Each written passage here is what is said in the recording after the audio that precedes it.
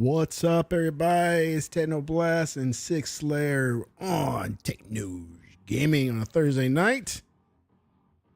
Dog, not going to get into gaming yet, but I am a little sad still because my Astros lost. Yeah, they got mollywopped. That, look, but don't worry. I've been telling this to a lot of... You're going to get stopped, so it's okay. You're going to get back. So I've told this to a lot of people, especially Ranger fans here, and some other buddies who are not. And they're like, "Oh man, the Astros, yada yada yada." I get all the crap, and I tell them this stings the most than any other ALCS that we'd lost in, right? It doesn't. It hurts more now than it did against Boston, than it did with Tampa Bay. Right? Oh man, it stung more this time. You're taking it hard, bro. Because it's the Rangers, right? Yeah. You about that last week. And I live here, right? You gotta deal with it. So I never hear the end of it. I go to Walmart. Of course, they have all their Ranger crap all out in the open so that people can buy, right? You go to any store right now, Target, Walmart. You go to Academy. And they got their Rangers plastered all over the place, right? Yeah, as you would expect. And that's what hurts the most, right? Because this is the first time they both meet, that both teams were pretty much equally matched besides what you saw in the last two games, right? Mm-hmm. And they got beat up, and it's the first meeting between the two, like in the ALCS, right? Like this was the Texas World Series. Right. I got you. Yes. It's the Texas World Series. And well said. And having Astros lose out on this first time meeting this way is what stung the most. Right? Stung the most because I get to hold that over you for years. Oh yeah. Yeah. Even if you got to win the World Series next year, right? If you guys don't even have to face off in the playoffs to get that get back. Even if you was to win the World Series, it wouldn't have mattered. They could still say that versus you. They can always come back and say, "Remember when we first met up and we beat you up?" Yeah. Yes. So they'll always be able to say, unless you get another one at them in the same way. And not only that's just a tie. You got to do it twice. Yeah. You got to do it twice because they'll just say, that's what stings the most. I wouldn't care if it was Seattle who beat up on Houston. I wouldn't care if it was the Twins or Baltimore, whoever was in the playoffs at the beginning. When it started, I wouldn't care who it was, but because it's the Rangers is what stung the most. It hurt big time, right? That sounds kind of petty. And I'm not even kidding. On both sides, the next day, I was in no motivation to work. Had no motivation. Damn. Right? Really? Because like that, the people I work with are Ranger fans, and I'm just like, it's like, send me the team's comment. Send me the team's comment. I'm here. I'll just take it right now. Just give it to me. And let's just get it over with. Just get it over with. Just tell me what you got to say. Get it over with. And they didn't say nothing. Nobody said nothing. So I was like, they probably know I'm hurt. So yeah, it sucks. So now we have a week or so of just me like I wouldn't even turn on the sports radio because I listen to a lot of local stuff. Just because I love hearing them like just cry about the Cowboys, cry about the Mavericks losing, and the Rangers, when they do suck, right? It's just glorious to hear them just in pain, but they always hold them in high regard every single year, right? Oh, right. And this time, it's like the preferred team of Texas is the Rangers, not the Astros. Yeah, and so, but the sports hosts are pretty good. I like them. They're funny. They're funny guys. So I like listening to them, right? But this whole week, like, nope. I do not turn a sports radio unless iHeartRadio to some Houston sports channel. And even then it's painful to hear because like we lost against the Rangers. It's just painful. It is painful. It sucks. And so hey man. I'm a Yankees fan, right? It's sports. I'm a Yankees fan, so listen. I gotta get where everybody just hate. Let's be honest, right? All the other crap about Steinbrenner and money and this and that, we bought everybody. But even when we were still in that situation with money and Steinbrenner and all that, there were years where we lost, right? Yep. So to me, that was always just a cop-out excuse of, they just mad that it's New York, right? I get it. It's not you, it's us. So you mad. I get it. And I'm not saying that with a no, literally, right? Because when you were winning last year, right? That's what it was. You will get a lot of crap, right? And I don't just mean from the Rangers fans. I mean in general, right? Yeah. I guarantee you, Yankees fans was I didn't care, but that situation last year was a big deal, right? I'm sure you heard from a lot of Yankees fans who was talking shit to you, right? Oh yeah. So like, it is what it is. Like, you're the winner, you on top. Everybody hating on you. Everybody on your job. Yeah. Everybody's on your job. But like I always say, I'm from the hood in New York, so where I come from, what we say is, the more haters you have, the better you do in life. Yes. That's how you measure. Yes. And I told a buddy of mine, I was talking to him before I got on here, and I was like, you know what? If the Astros start sucking from here on out, you know what? We had an awesome run for like 8 years, right? And not many teams can do that, right?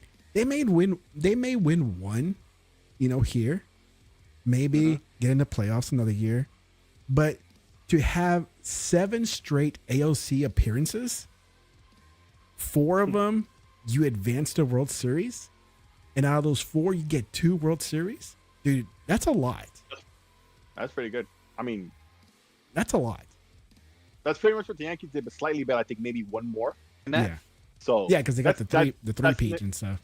Yeah, they got the 3-peat, right? So that's basically the same. Like that's like the same level of accomplishment, no doubt. I will considering what they've done, like nothing in the past before 2015. Dude, I'll take these 7-8 years. Yeah, they came up out of nowhere. Yeah, they really did come up out of nowhere. Yeah, and so, and so if the Rangers, they've sucked for the last 7 or 8 years as well, or 10 since the last time they went to the World Series.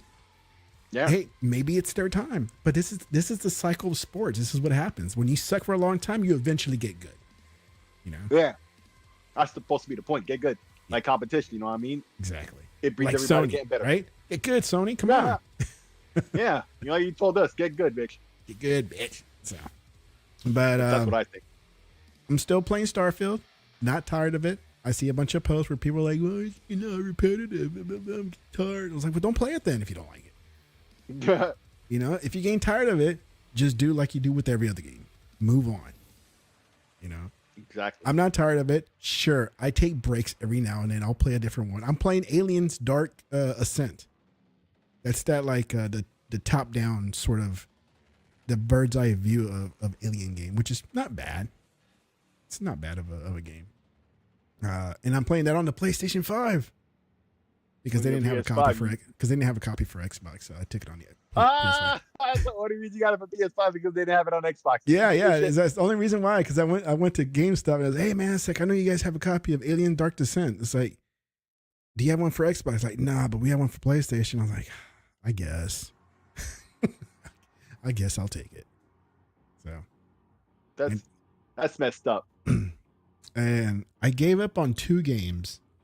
I played it. I put some good hours in it, and I was like, not for me. It was I got it right here. Midnight Suns. Couldn't. Oh, okay. I couldn't continue. No, I didn't give up on this one. I finished it. It was Callisto Protocol. I thought it was a good game. I liked it. Well, speaking of which, everybody's talking about a Dead Space remake. It's on Game Pass, I think today or yesterday it came out. It came out pretty quick on Game Pass. Yeah, it kind of did. But I mean, remember, between the both of those, Callisto was the one that was supposed to be, expected to be the winner and fumbled the ball. Like, it's supposed to be the next Dead Space. Yeah. Right. On top of that, but also in the direct competition between the both of these releasing, right? It's like they fumbled the ball, right? Yeah. And so, like Dead Space remake turned out to be really good, so people appreciated it more because they were expecting a lot from Callisto, and when Callisto didn't deliver, they started looking at this and they were like, "Oh snap, it really is good." You know, even without the remake, you go back and play them, it's a really good game. Right. Right. So what I'm saying is like they looked at all that and they were like, and they started playing, and I think it sold well. It sold more than they ever planned. I bet you that's what happened. Yeah. It sold more than they ever planned. So they're like, all right, cool. We already made our money. Let's go make this Game Pass money on it while it's still a a hot commodity. Exactly. I think that's what happened. Yeah. Yeah. And at least these developers understood what made not Game Pass, but made Dead Space special, right? And such success back then, and still people still talk about it, right? At least they realize this compared to DICE, right? Oh. DICE have always questioned and never understood why is Bad Company like one of the best games ever, right? Bad Company 2, sorry. Bad Company 2. With Destruction. All the core elements of Battlefield were just to perfection. With their Vietnam DLC. Right? And they did a good Vietnam with that DLC. Oh my God. You remember how it used to be World War II was played to death in the early 2000s, right? Yes. And then they were like, yo, Vietnam games were going to take up that spot for a couple years, right? But the first couple all flopped. And there's only like 2 or 3 good Vietnam games. One of them is Black Ops, and then this DLC here, and then what's the third one? Not Battlefield Vietnam, the full Battlefield Vietnam, that sucked. But there was some other game that was a good Vietnam game, and that was about Did Medal of Honor come out with one? No, I don't think so. I don't think so. But they came out with a Call of Duty clone that flopped. Yeah. But they didn't come. I don't think they came out with one of those. Yeah. But yeah, there was only like 3 good Vietnam games, and one of them was a Call of Duty. You know what I'm saying? That wasn't even. But that was back in the era when Call of Duty, before Modern Warfare, used to always have like, because it was supposed to be based on, the real war events and whatever, Yeah. and they'll fit in the narrative with that. But like there would always be scenes where it was like a famous battle, right? And even Black Ops had one for Vietnam, where there was a battle you were participating in, right? Where the VC came swarming in or whatever, right? Or maybe it was a Tet offensive, maybe. I'm not really sure, but I think it might have been that actually. And they always did those things. So that was what made it a good Vietnam game. In fact, I would say that was one of the best Vietnam games. But the close number 2, I gotta say, was that DLC for Bad Company. But they just don't ever catch what made it good. But now I hear those guys are behind the finals. And like those guys who left DICE, that's in that fight. You heard about that game? The showcase? The which one? No, I didn't catch the showcase. I missed it. Oh, okay. We'll talk about that a little later. Okay. But the finals. So this game, the finals, which was one of the amongst the games that they showed there, right? It's supposed to be an open beta soon on PlayStation, PC, and Xbox. So the finals. In fact, you should. Yeah, the finals. In fact, you know what? I'm gonna find you a link. I've got one, and then you can put that on. So I mean, Dead Space devs, they saw the special in that game and they re-released it with whatever they did with it, right? And it's fantastic. Everybody's raving about it. But DICE could never get that same like understanding with Bad Company 2. I've always wanted a new Bad Company 2, right? Redo it. Now 2042 right now, it has some of the maps from Bad Company 2, but it's just not the same magic as Bad Company 2. And Bad Company 2 was awesome. That was my first Battlefield game. That was my first one, because I've always been a Call of Duty guy before that. And ever since Bad Company, I played it from the start, but the first one that really caught me was Battlefield 2 on PC. That was the one that introduced where we had the squads, and only a squad leader could talk to the commander and all that stuff. That was the one that integrated that and brought that to the Battlefield franchise. So I always thought, up until then, it was that, and then on Bad Company 2 was the one that took over as like the Apex Battlefield of the time. Yeah. But yeah, I never really played too much of the first couple, but I did play them. But Battlefield 2 is the one that really caught my heart. I used to play that at LAN parties and stuff online all the time. Fun game. You know what caught everybody's heart is Starfield. Bad Company. And Starfield, yes. No matter if it's in Game Pass, dude, they're telling it made Xbox a ton of money. Yes. And they always Paul pretend Tassi was reporting this. So I was like, it must be true. So they made some money, man, despite Starfield being in Game Pass, because everybody says, it's bad. It's bad for the industry, tech. How are they gonna ever make money? How are they gonna do this and yada yada yada? They can show you how they make money. They can show you how you make money, baby. Lots and lots and lots of money. Yeah. Oh, I just pasted the link in for the video for the finals. Yeah. You know And what I'm talking about. That'll blow your mind. It's only like a minute long. You should play in the background. And yeah, I mean, it's still killing it, dude. People are still talking about it. Whether it's bad or good, people are still talking about it. It's a great game. I still playing it. My son played it and he finished it. And oh yeah, I'm not even finished it yet. I'm not gonna be finished it for a while. I'm trying to do everything in the one run. Maybe I'll do the other run because apparently, you know, there's a purpose to doing the new game plus. I'll probably do that and like rush through you know the part. Yeah. And just finish it just to see. Yeah. But the run I'm on now is my like as much completionist as I could get in terms of doing all the goals I have. Yeah, that's right? me. That's how I am. All the goals, and then I'll be done with the game until a DLC. That's the way I am too. I'm any mission I get, I try to finish it. Yeah, you know, I hate seeing my list of missions, and it's like, okay, like I need to clear that out. I don't like them. Right. One thing I do wish they'll do in the mission list is put the completed ones into a different tab, right? In a separate tab for all the completed ones, and have the active ones just show the active ones. Well, right? That's what it is now. All the completed ones are like on the bottom. They're on the bottom. Yes, but sometimes I end up scrolling and it's like, I've already done these. That list out. Right, but like all you got to do, you know how you press on the thing and it expands the list? Yeah. Just don't have that list expanded, and it remembers which list you expand and don't expand. Yeah. And because it's on the bottom, like you'll see the name, and then you'll know not to go there. That's what I do. Yeah, there's like a little separator indicator there, but yeah, I kind of like not having the completed there. I want the completed to be like off to another tab. Like, all right, oh, you mean like completely gone? Okay, so now on that menu, be separate. Yeah. Okay. Yeah. That's me. That's just a nitpicky thing that I got. No, I got you. Yeah, it is kind of annoying to see it when you know you don't need to, and it can add to confusion if you're not paying attention. But like, yeah, but they making money, bro. They're making money. Yeah. Not that it affects me any, but you know, it kind of squashes all the stupid talk about Game Pass and how it hurts the game. Yes, exactly. It's just like it hurts the game. It hurts the industry. Oh, the developers, are they gonna get paid? It's like, do you really care if they get paid? I mean, what are you gonna do if they don't?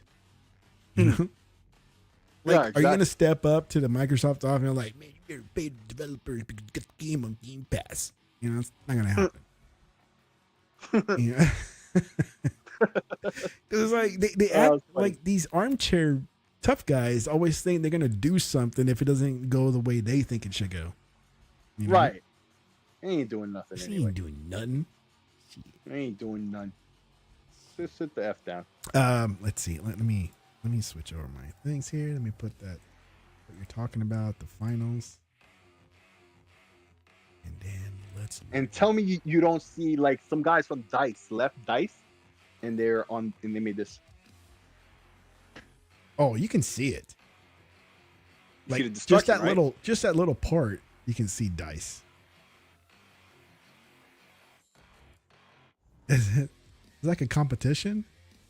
Like a Hunger Game thing?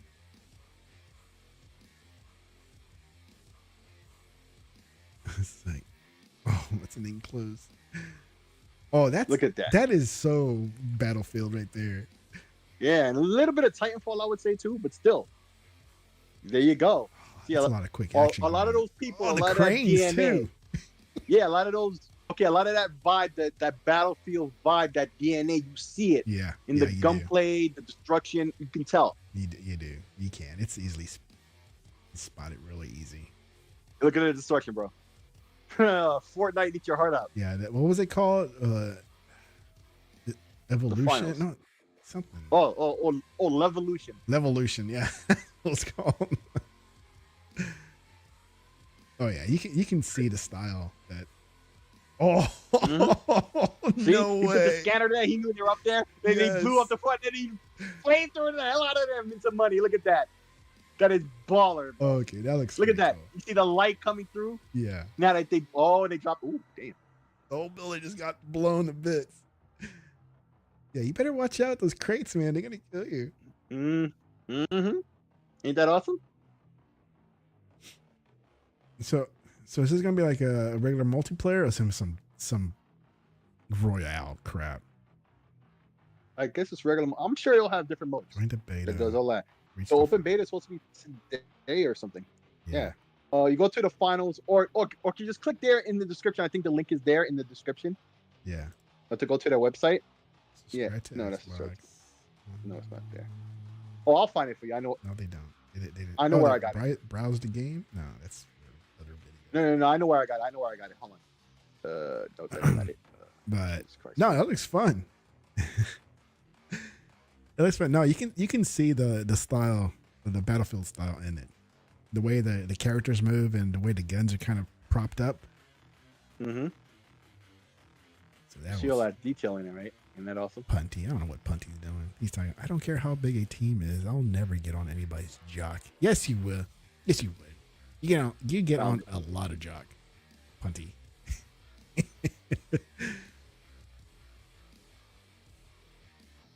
You just got the link. So I shaved this week.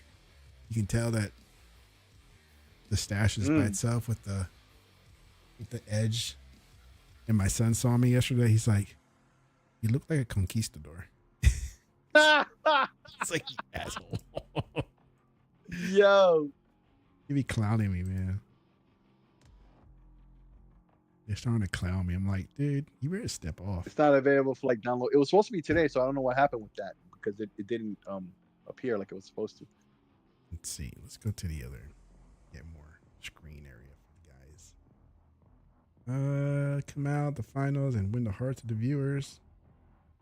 I wonder if they're gonna have some guy commentating in the background, like, "Oh my god!" Like an announcer, right? Yeah.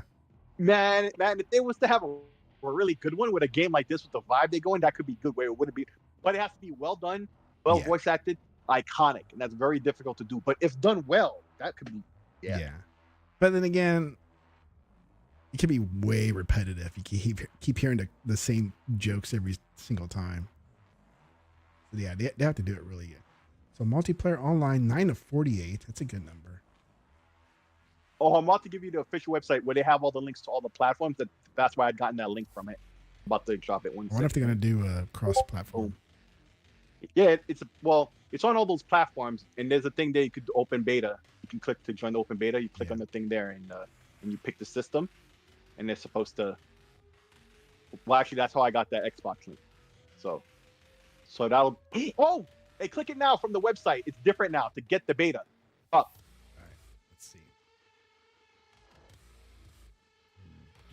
And for you in the chat, I'm about to pop it into the chat for you guys too. Hold on. Yeah, you can join the beta here. Boom. The link is up. I'm gonna spread it out to my homies. Yeah, it looks pretty cool. Oh, you know they're gonna microtransact the hell out of this thing. Of course. To have different skins and such, you know? Yeah. You know how that goes. Hey, you don't want this panda bear? Don't worry about it. We got a koala for you. You know? You don't want this? We got a bird. You know? We'll give you something else. Bet you anything. They're gonna microtransact the hell out of this game. You know it. Wait, is it free to play? Is it free to play? Yeah. Oh, well, yeah. It's gonna be microtransacted. Of course. That's how they're gonna make their money. Yeah. Like you can't knock that when it's free to play. Yeah. Like what you can knock is the methods they use, which can obviously be atrocious. Yeah. But there you go. Okay. This is it starts today. Nice. Yeah. It's crazy. Yeah. Well, it's supposed to be live now. It's just to make sure the latest picks on Xbox and PlayStation. There's a known issue with friend invites on first launch. It should, however, resolve if both parties reboot their clients. Okay, so if you're having issues with friend invitations on Xbox and PlayStation with your first match, just restart the game on both sides, and then I'll fix it. I was just reading that on their Twitter. So FYI, if you guys try it out and all of a sudden you have a problem and you're like pissed off, restart the game on both sides, and boom, you guys should be able to connect to each other with your friends, and then try the game out. Yeah. Cool. You know, people. I'm usually not down for beta, but I may try this one. Right? Yeah. It really does look good. I'm usually not a beta guy. Like, I'll just wait for the real thing, but I'll try it out. I don't really play. My son and I, we got back into Titanfall, and because he was like, he's about Titanfall, and he goes, hey, there's a 12 lot and a of half gigs. there's a lot of players now. There's been a bump of players on Titanfall too. He's like, what's there? Let's play. I'm like, all right. So we're playing for a good weekend of Titanfall, man. Like, such a great game, man. Titanfall 2 is so awesome. It's just too bad it died. Oh, never mind. I give you the same link twice. All right. Yeah. Yeah, because you can register into your account with that last link I gave you there. So Yeah, the Xbox version. Yeah. So we got into it again, and then when Titanfall 2 was a big thing, Walmart had a McFarlane, like the Titan, right? Nice statue, and I bought it from Titanfall. Right, from Titanfall, and I bought it. And then for some reason, my son approached me yesterday with the statue. He's like, "Can you look this up and see how much it is?" I'm like, "Dude, it's just a statue. It's not worth anything, right?" People are selling it for $200 to $300. What? That statue. I mean, of course, with the box and all, but you should do it. But still, I mean, I don't have the box, right? I haven't. You don't have it? No, I don't have it. Because I thought it was a cool statue. I'm like, oh, this is a cool statue. And it was on sale at Walmart. I'm like, okay, I bought it. And I put it on the shelf and it was like, out of the box. And it's been there. I mean, look how old is Titanfall? So sell it. Wait. I'm saying, I asked you if you have it to sell it. You said you don't have it, but then no. I don't have it to sell it. To buy it. We have it, and it's just been sitting on a shelf this whole time. Yeah, so sell it. No, we're not selling it. Why like not? It because it's a cool statue. Yeah. Oh no, it is. I'm saying, but if it's worth that much, I mean, yeah, I think it would be more worth to sell it. Yeah. No, you can get some money out of it. Yeah, I didn't realize it was. No, but some things, but certain things, you like it for the aesthetic, and you don't care how much you can get for it. I don't care how much it is. I get that. Oh, but he got on my butt one time because back in the PS4 days, there was a game called Godzilla. I don't know if you ever saw it. Mm-hmm. Okay. Mm-hmm. And at the time, I bought it, and it sucked. Right. I bought it, and it sucked balls big time, and I got rid of it. Okay. Oh. Then a few years later, my son, when Godzilla and Kong was out and everything, he's like, "Dad, do you have Godzilla for the PS4?" And I'm like, "No." It's like, I've had it, but no, I don't have it now. And got rid of it back when, who knows when. And he goes, "What? You got rid of it?" And I'm like, "Yeah." Hold on. Why'd you get rid of it? It's like, because the game sucks. Like, it was not a good game. It sucked. He's like, "Go buy it. Go buy it. I want to play it because I saw it and I want to play it." I'm like, "Okay." Let me go. I want to play it. Let me go. Like that. Yeah. He should go buy it with that money that he has in his account or whatever thing that you're talking about. And so that's what you should have said. I was like, all right, let me look it up. So I go to GameStop and they don't have anything in stock, right? And they still have it. They have it listed, but they is like not in stock. I'm like, okay. It's like, damn, they still have it listed for like $60, right? I'm like, whatever. Let me go on eBay. You can find everything on eBay. Right. Look on eBay. It's like $200 to $300 to buy the game, right? Because they didn't produce that many and it didn't sell that much. That there's not many copies out. I mean, there's copies out there, but you're not gonna find a brand new copy anywhere. Oh. Right. And the people that do have them, like a complete with the case and everything, they want $300 or so. What? And I told my son, I was like, "Dude, I'm not paying that much for a game." He's like, "Yes, Godzilla." I'm like, "I'm not paying $200, $300 for a game." It's like, no. Why did you get rid of it? It's like, who knew it was going to be that much? I would have kept it if I knew it was going to be $300, you know? Right. If I would have bought like 2 or 3 copies of it. Yeah, that's different. Yeah. Oh, yeah. So, oops. Hey, man, you never know with these things, man. Right. That's like that Gears Elite controller that I never got that I wanted. And now, it sells for hundreds. Wow. For a complete, like, the one with the box and everything. I think Lego has it. I think he has it. So there's a shakeup, Sick, at Xbox. Oh no. Oh. There's a shakeup at the organization. And what's going to happen? Are you worried? Basically, you know what they're going to do? They're going to play musical chairs. Oh, is that what it is? So, except there's just as many chairs as there are people. Yeah. And so Phil Spencer is CEO, but he was always CEO, right? Yeah. He's CEO of Microsoft Gaming.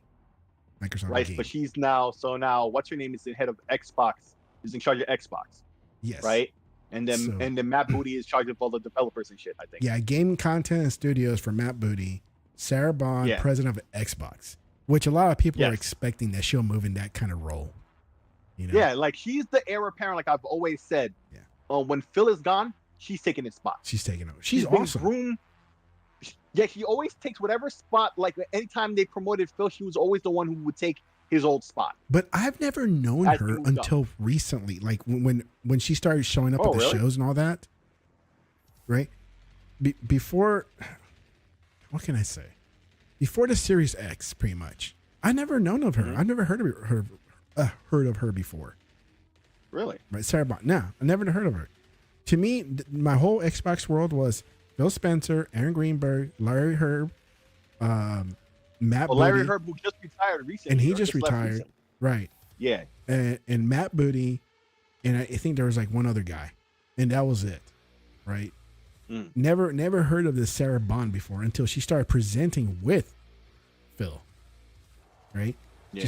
She started coming on stage for Phil, with Phil, or with Phil, yeah. With Phil, or like in another presentation with just her in it talking, right? Yeah. And I never knew who she was, and but there's dude, she's awesome, Another one who's charismatic. You could connect with her. She talks to you I don't know, man. It's just their personalities that they have here was Phil, Matt, Aaron, Sarah. They have positive people who are just trying to do the right thing. They're not trying to talk to you in these high technical terms like Cerny does, right? Yeah, they don't. Jim Ryan has this, I don't know, coked out look to him all the time. It's like, how can you connect? Yeah, it's like, how can you connect to that guy? How can you relate to him? You can tell he's just another corporate guy. He's another suit. He's just a suit. Yeah. And while these other, here on the green side, dude, they're not like that. They're not like that for real. They're not like that at all. And you can connect with them more. I mean, not that they're I connect with Sarah Bond or Phil Spencer, but they're more relatable. They're more charismatic, and they're more gamer friendly than on the blue side, right? Yeah. And so, and these other ones, I don't know who the heck they are. I mean, I know Bobby, but who are these other ones? I never heard of them. But I guess Phil is the top guy, and supposedly in the games industry, if you do something worth remembering, people remember you. Yeah. And that's the thing. Once you start doing stuff that matters, your name gets out there. Yeah. Especially nowadays with the internet. But it's been like that for gaming for a long time, right? The internet just makes it even more so. It does. You just do your thing, right? And you get recognition in the community. And your name is remembered with the greats. The greater you do, the higher up, the hierarchy you go up. But you also, if you're going to get get on the stage in front of fans of the brand, you got to have some sort of personality. You can't have that corporate attitude. You got to have that way of talking to the fans of the brand. Otherwise, it's just going to fail. And I don't know, man. They do it. Phil does it. Sarah, Aaron, man, Aaron's all over the place. Oh, right? Bro. He connects big time with everybody. Mm-hmm. Right? So that's awesome. Reorg for the better, especially with the acquisitions they got now. So they got to shift things around a little bit. So, but of course, there's always that group of people who say, what's the automatic thing they're going to say when they start shifting people around? There's trouble at Xbox. There's trouble. Yep. There's trouble at Xbox. Oh no, what's gonna happen? Larry They Herb. just bought a major. What did you think was going to happen to Xbox? They got to move people around to be in charge of this stuff. You know, but of course they're going to make it the worst negative thing ever. It's the doom and gloom of Xbox. They won't be around in 2027. They're about to close shop. There's not going to be a console in the next. There's going to be this is going to be the last console, right? Every doom and gloom narrative you can think of gets thrown out because of this. You know, it's just dumb. It's just dumb. Mind numbing, really. It is. It is. Dumb. And what is we got realists singing in the rain in traffic. People forget how to drive when it rains. I can be there, spirit until flow starts. Yeah, it's everywhere. Even here. We hear you, bro. Even here in Dallas, man. People don't know how to drive. When it starts raining. You can have just a squirt of rain and like, oh my God. It's the end of the world. People skidding all over the place. That's probably my tears. Those are my tears that are holding. That's the rain that Realist is experiencing. It's my tears of sadness that the Astros lost. And I can't stand the rain. And it's getting down there to Houston. That's sorry, Realist. I know. I need to stop crying. Water from the rain dilutes the memory. Maybe it does. That would explain a lot. It really would. But yeah, like you said, you got all these acquisitions. You gotta shift people around and everything, and there's nothing wrong with it. Let them do. Yes, yeah. He navigated through 3 major accidents since 5:30. It's because of my tears, man. My tears of pain. Wow. I mean, how many you say? 3 major accidents or 3 5? major accidents. Yeah. Wow. It's bad. Be safe, bro. Be safe out there, bro. Yeah, it's bad. So, yep. So, Bill doing right things with the right people underneath him. Nobody's leaving on his watch, from what I can tell here, except what we had. What was the guy that left you from Bethesda? Pete Hines. Pete Hines left. Larry Herb left, and supposedly Xbox is the end because those 2 guys just left. Because the really old podcaster dude who was old when he started. Yes. Right? Yeah. Who's been there since the freaking beginning, right? Before he was even podcasts were a thing, Larry Herb was there. Yeah. Right? Yep. He was like the marketing, he was like a marketing communicate, he was in charge of communications, something like that, I think it was. Right? That's what he did. So like what a really, gig bro? To have for that long. From wherever he started to where he ended. And being part of everything. And getting his hands on everything that's there from the very first one to what we have now. It's crazy. Yeah. Super great. I wish I worked at Microsoft. Yeah, man. The benefits alone. I'm not even talking about the high pay and all that other stuff. Like, you straight when you work for Microsoft, bro. They take care of you. You know what I'm saying? They do. Like, yeah, it's no joke. Insurance is nice, all of that stuff. I bet. I ain't worried about nothing. And then you do get discounts on a lot of stuff. They don't just give it to you for free. Mm-hmm. So, because I had a friend who used to work at Microsoft at one of the places here. There's a Microsoft place here. And he always bragged about it on Facebook. It's like, oh, I just picked up X game, for $30 that just came out. It's like, dude, it's like, look, I'm going to ask you. I'm going to ask you to buy me a copy. But I think they keep track of that. Like, you can't be buying like 5 copies of the same game. No. But they do have the crazy discount thing. Yeah, they do got the crazy discounts.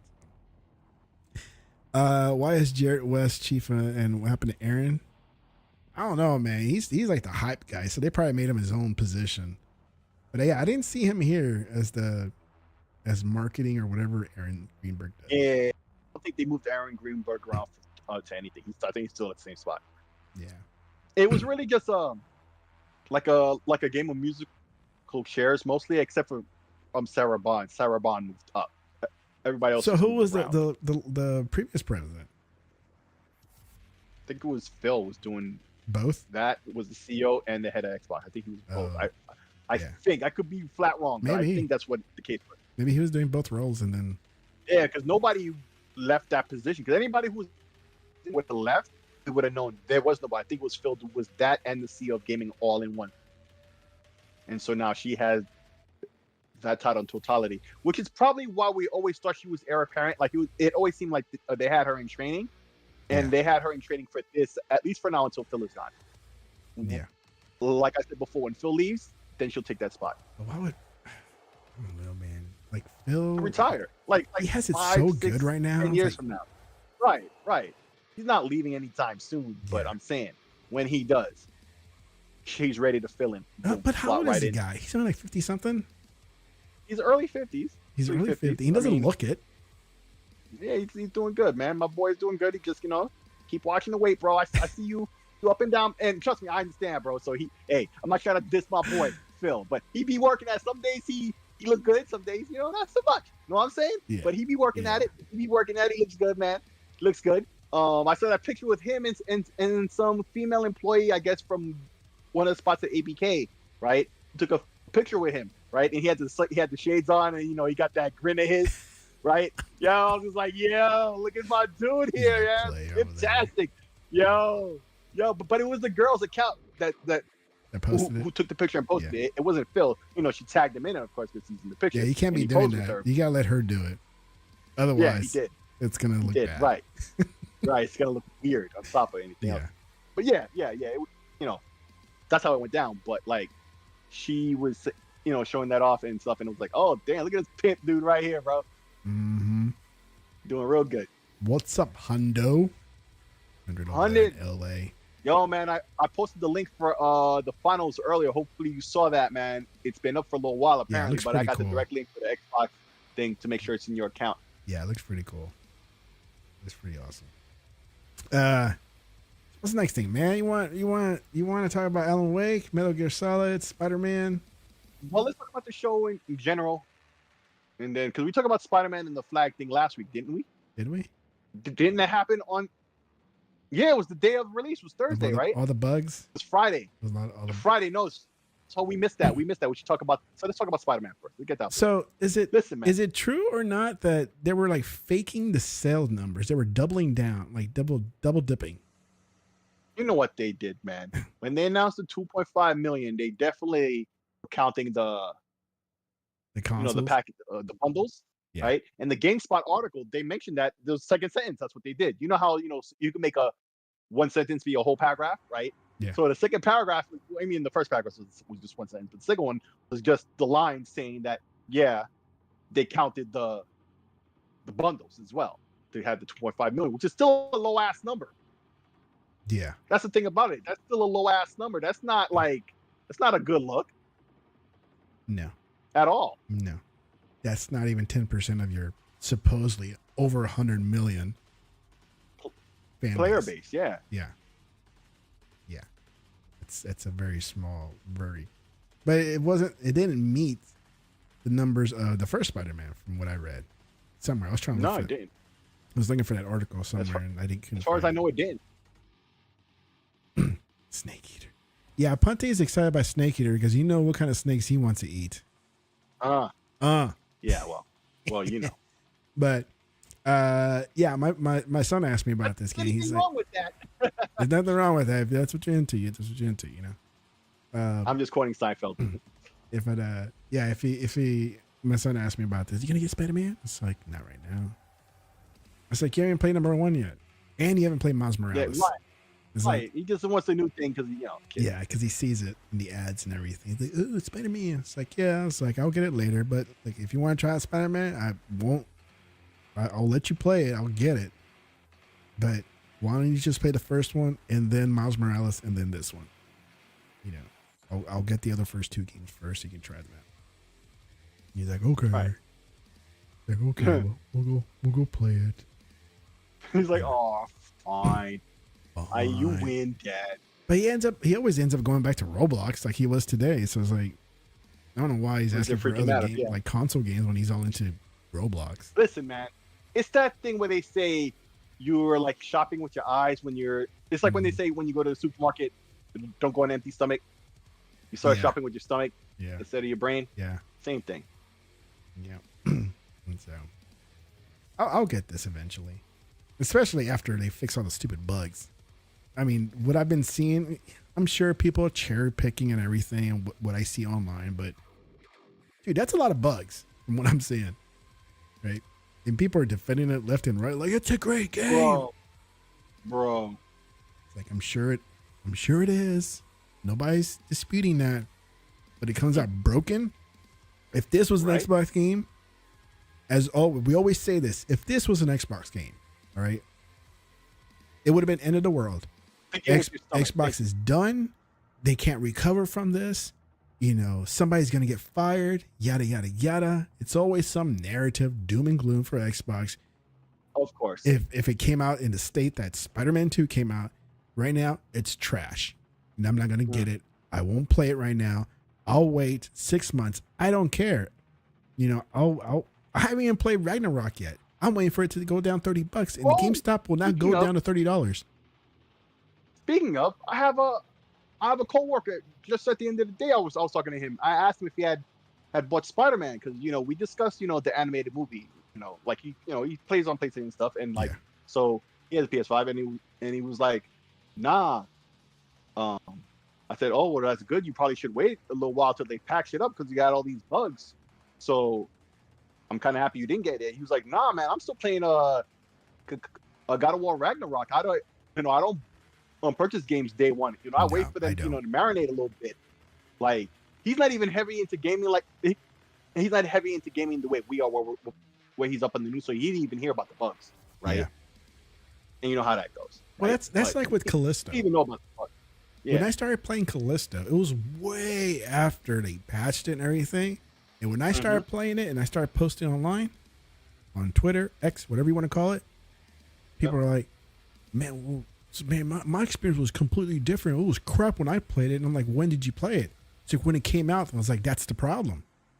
Everybody's so rushed to get it day one because they have to get it day one. Yep. They want to be the cool kid of all their friends. It's like, I got it first. You don't get to play it yet, right? And then they experience a crappy game because it's day one without the patches or any fixes, and they want to talk shit about it. Whereas I come in 6 months later, right? It's like, dude, this game is clean. I don't know what everybody's talking about, right? Well, that's the other thing, too, about that game. When it first released, and of course the bugs, I get that. When I was reading and watching reviews, I always had the vibe like they're knocking it more. Okay, the content stuff of the game that had nothing to do with the bugs, like I noticed they were extra harsh on that aspect because of the bugs. Yeah. I feel like if the bugs weren't there, they would have liked the aspects of the game more. Yeah. Because the game was already buggy, or they started hitting on other stuff that they probably would have liked more, that would have been no different if there was no bugs. Like those things unrelated to the bugs that wouldn't have changed. If you follow what I'm saying. Yeah. Right. And so like they were extra harsh on it. So you play it without the bugs, right? So you are just seeing it from an honest lens of your experience now that the game is working properly. So you can, objectively give your subjective opinion without outside influence of other things to alter your opinion of details unrelated to the issues at play. And that's messed up. Like it's the optics of the whole situation basically is worse because of the bug.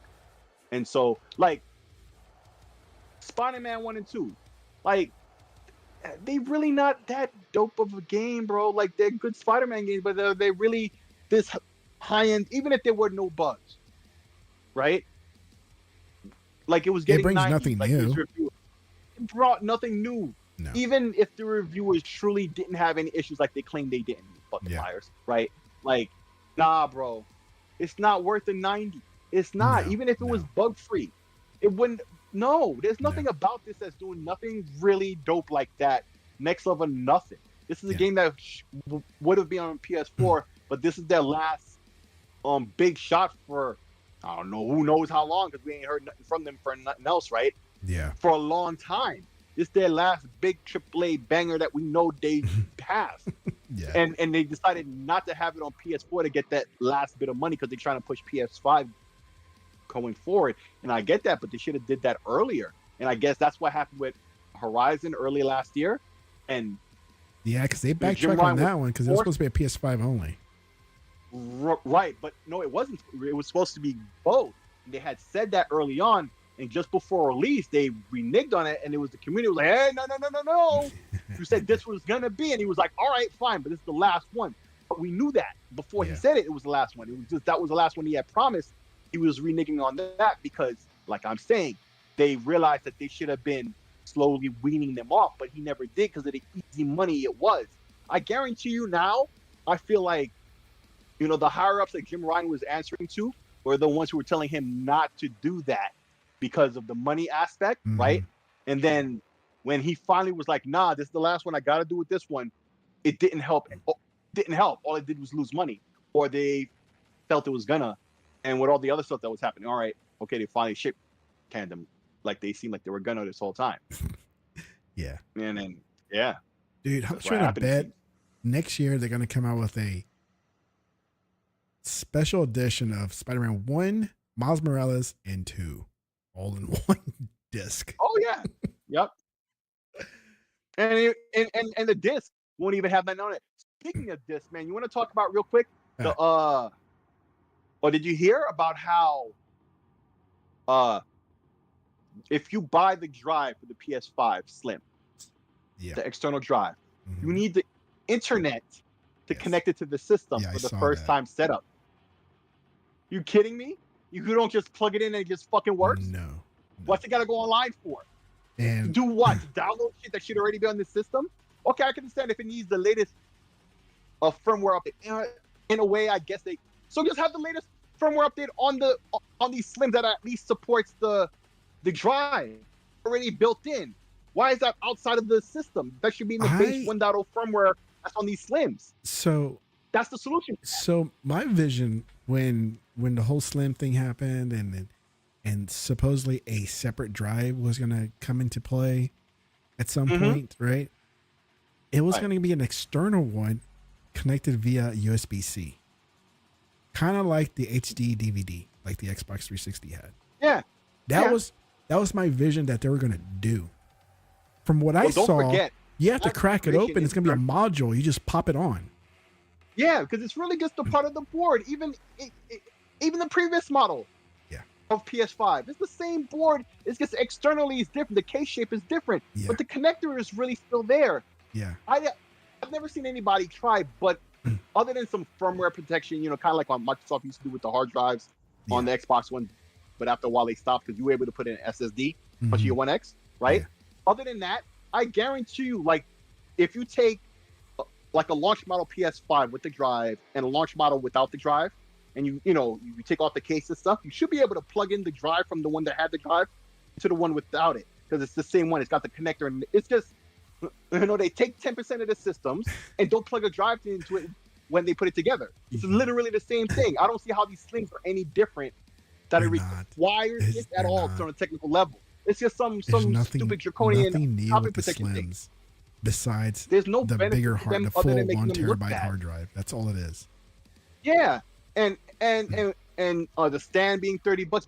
But besides all that, just this external drive thing alone, there's no benefit worth the bad PR they're getting from this. Like, what benefit do they get where it's required you connect online that first time to plug the drive in? Because what's going to happen is it's going to pair it up, and let's just say the PS5, the PSI gives out, like the main part of it. It burns out. Yeah, the main part. Say probably burns out some kind of like what do you call those? Some subtract or whatever. Right. So it can only be done the one time. But that's not a software online thing. That's a physical like chip security thing. I've seen. I know what you're talking about. So let's say the main console part burns out, fails for whatever reason, and you buy another Slim because of the cost. It's like, can you just pop off the drive and pop it in? Probably not, because it has to pair up. No, but that's fine to pair. Listen, I'm not saying it's fair, right? Yeah. Or fine, but at least understandable. What's not understandable is that they need this online requirement to accomplish the same security goals. Yeah. They don't.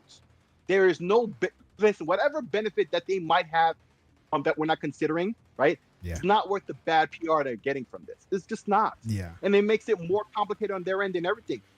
Just have those drivers in the base system. So if somebody decides to get it later, they just grab the drive, retail or whatever. Yeah, I get it. It's going to be a profit and it's less cost effective than if you just bought the system with the drive. But that's expected, right? Yeah. I guarantee you, if Xbox was ever to make the external drive, like a lot of people hope they do, because that would be good for the Series S, right? It's going to cost more in total than if you just bought the system with the drive in the first place. We get that. That's not the problem. It's that they're doing this, and then it's that. Okay, the drive plus the stand is more money. The system is the same price, and you get more terabytes in the drive. You get a full terabyte finally. Yeah. But is it worth all of this? Like, no. No. And it's not even an actual Slim. Everybody's calling it the Slim. It's not. Sony doesn't call it the Slim because it's really not a Slim. And so we can't even knock them for people calling it Slim. It's just these fanboys being in the press and everybody else just calling it Slim for no reason. BBL. It's not a Slim. The BBL, like the original one is the BBL, I guess, right? The BBL PS5, I guess what we're gonna call it. Yeah. Who came up with that? Did somebody come up with that? No. I saw it. Somebody had. You know how some of the ads have the disc version advertisement with the discless right next to it, right? Mm-hmm. And they point that out. Somebody came out and added BBL at the bottom of the disc one that had a fatter butt. Called it the BBL edition for the Slim, because it does look like a little fatter than this one that we have on the screen. So yeah, it's the BBL. The new Slim with the disc is the BBL. Like the metal cage and the plastic and stuff, because like the board and the chip isn't like a smaller design like we were talking about a couple months ago. No, it's not. When they came out with that new model PS5. It doesn't have much of a collar the second time around. Right. It's just another one of these, like they always did, where the external system would look the same, but internally, like they were consolidating chips. Instead of, three separate chips doing three separate functions, they would put it into one chip that does all three functions in one, but costs less money than all three put together, or even one of them individually. Like, that's how technology moves on. And then eventually they would drop the price of the system, right? Yeah. And then now they get more sales because more people are buying the system and the system costs less, right? But instead, it's like they're recouping the savings to themselves, right? And they're starting nickel and dime all the little extras that you used to get out the box, like the stand, the drive, if you buy a discless model, right? And then to make up for that, they give you the 1 terabyte, but that's probably because like the chips they were using that added to the 825 cost them more than they just get the 1 terabyte chips. I guarantee you, because flash memory has dropped in price. Look at the Series S. Now they only have the 1 terabyte model, right? That they're making for the original price. If you see any of the 512 original models, I guarantee you they stopped producing those already. Yeah. It's just that's what they already have in the channel. And once those sell out, maybe they'll do it on Black Friday, they'll do a price drop, to really liquidate them. So they're just left with the black ones, right? Yeah. But at least with those, you're getting, 1 terabyte. Double the space. That's double the space. You're getting more for your money at the same time now, right? That's different than what PlayStation is doing, where it's costing them less money right now because of these flash chips dropping in price than to have the old configuration, but they're not passing along that savings to you. It seems like they are because it's 1 terabyte, but they're not. They're doing all these other stupid things that's just making them. We got the realist. He's gonna lay down the smackdown right now. Watch what you got to say. Safe, bro. The swallow was loud. I thought I muted myself. Sorry. Pause. Realist having trouble. He's having trouble. Can you hear me? There he is. There he is. It's the sound coming through my darn TV. What's up, bro? You safe? What's up, bro? What's happening, bro? Hey, can y'all hear me on TV? We can hear you. No, can you hear my TV? We hear you. No, I don't hear the TV. No. Well, that's good. The mic's blocking out everything. Man, hey, y'all remember when the generation first started? They announced the prices of the PlayStation. Yep. They said that the discless version was going to be $400, right? To be closer to the Series S. Yep. Compete there. But do you remember? Pretty much nobody had the digital. Yeah. No, nobody. And the only reason like why it was, anybody got it is because they couldn't find the disc one. but they Right. couldn't find the digital, right? The digital couldn't is find the it was like a Unicorn. ghost, right? Like Mhm. Yeah. they announced it and then nobody could find it. I've yet to see one on the shelves. I have one, I haven't seen one. But Oh, I- you have one? but I got it from Best Buy, Oh, right? I haven't But seen one. watch It's like this. they made just enough. The- It's like they made to validate that it actually does exist, but not enough because I guarantee you it's costing them money because just the drive alone is not enough to be able to make it $100 less, and they probably were losing money with that. And so they put a couple out there, so it exists, but not enough where that it's benefiting. It just benefits them that it exists, and that's it. Yeah. So, all that said, now when this new one comes out, you're not gonna be able to find the one that comes with the disc.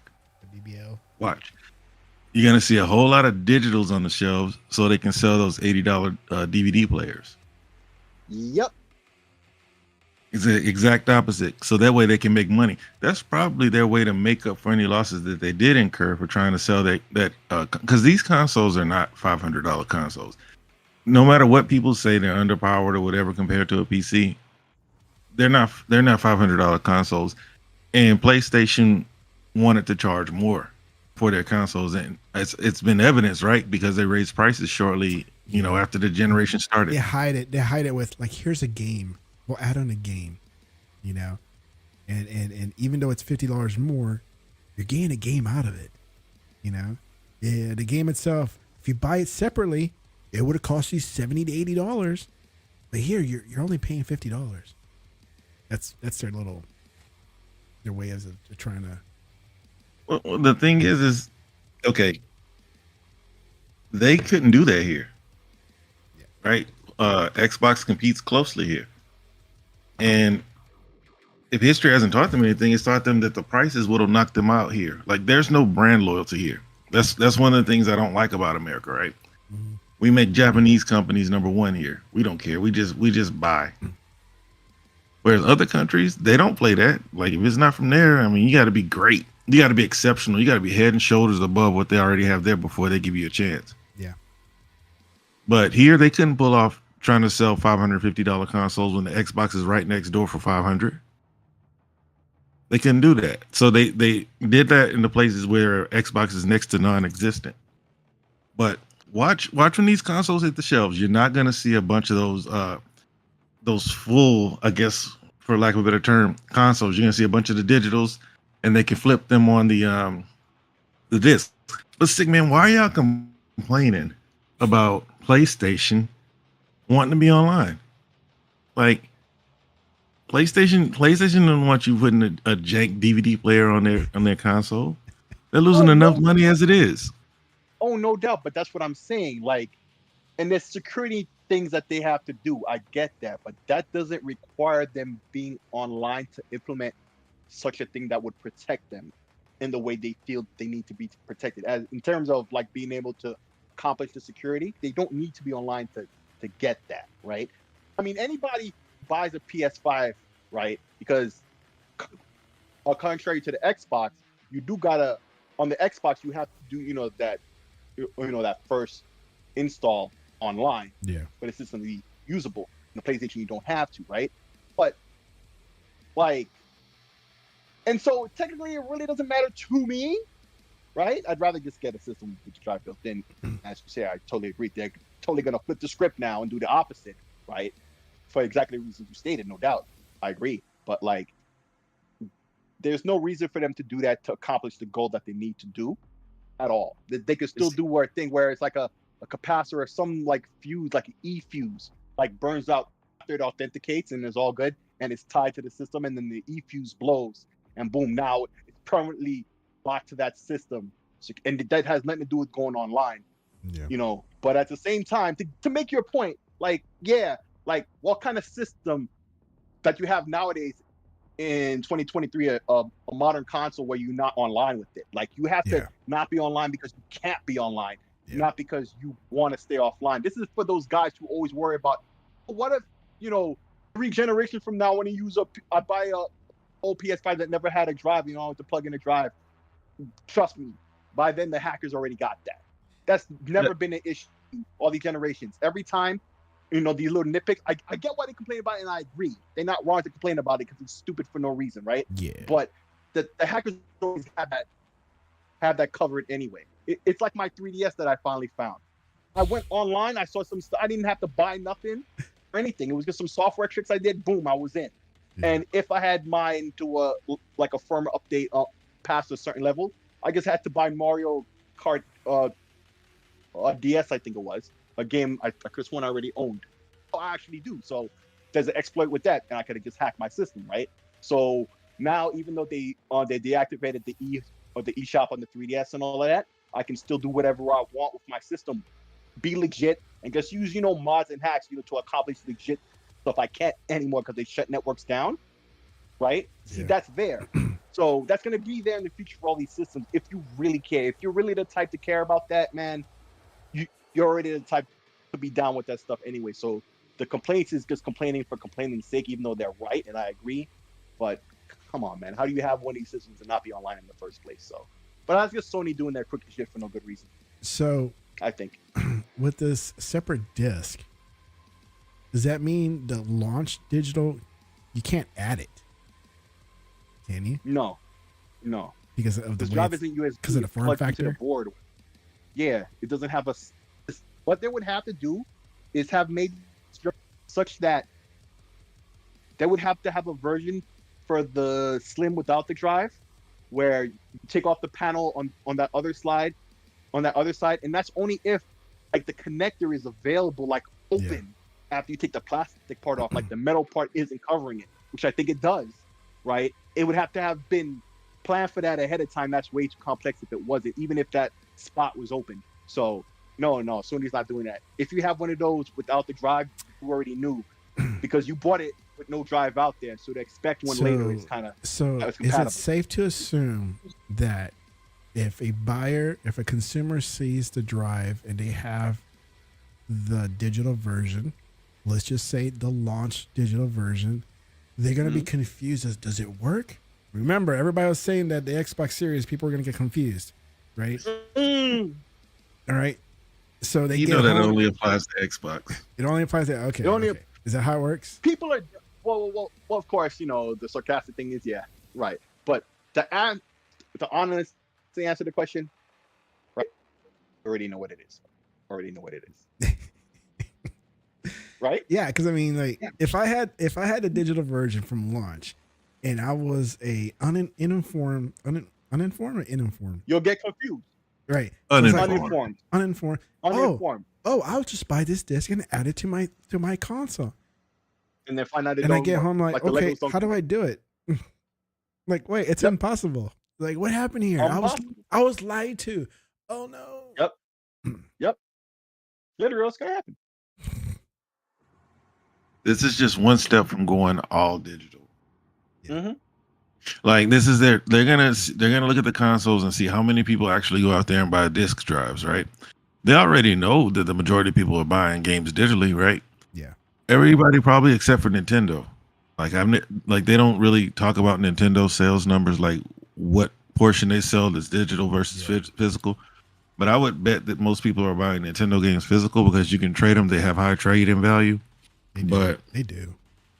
Yeah, they hold their value better than the rest. But I don't if you bought a digital console, I don't think that you've been waiting 2-3 years because, dude, I can't remember if I've ever seen a digital console on the shelf. So you had this digital console for 2 or 3 years. I don't think you've been holding on to it this long, waiting for a CD player or DVD player. I mean, the only ones so I saw at this point, you're a digital adopter. Was the SAT edition. It's the only one I saw. Well, that's Xbox, but Xbox went all digital, right? The only one they were pretty much putting out for a minute was the all digital one. That's the one that they did Black Friday deals with. Mm-hmm. It was all digital one, and they had they dropped the One X down to 300. Those were the two consoles they were offering. Yep. Mm-hmm. And obviously, they saw, the results that they needed to see. Right? People just mainly cared about the price of it because it was as low as $179 for the It was. Xbox One sad. I'm pretty sure they were cheaper, but the lowest that I saw was 179. Yeah, it was pretty. It's that low that I saw it too. It was pretty cheap at the time. So they took that they took the numbers, the sales numbers from that, and said, you know what, we can put out an all digital console with a more powerful full fat console, just like they had. Right, they had the One X and the SAD. Now you got the I X wanted to and buy S. one too at the time. It's like I want to buy one of these sad ones. And I Buy for what? because I was that's what digital guy. I'm like, what for? I'm a digital guy. Right. So, Yeah, but didn't you already have an Xbox? Didn't you have a One X? yeah, I had the One X, and I like have multiple. Like I'll put them in different rooms, and Yeah. so I want it, but I never got it. I just never did. Well, I didn't want it. I didn't have a need for it. We had 2 Xbox VCRs and the One X. You still got those VCR ones? Yeah.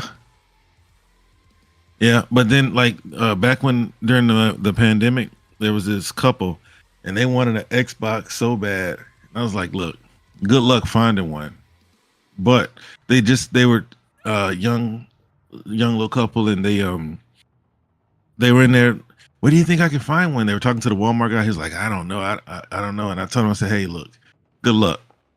But there's not much. There's not much you can't play on what's already out there. Why don't you just buy the Xbox out there? They were like, well, we can't find that either. I said, well, Yeah.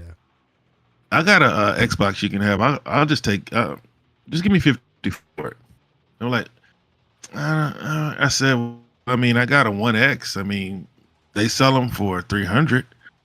I'll take 300. I mean, I said I'll take 250.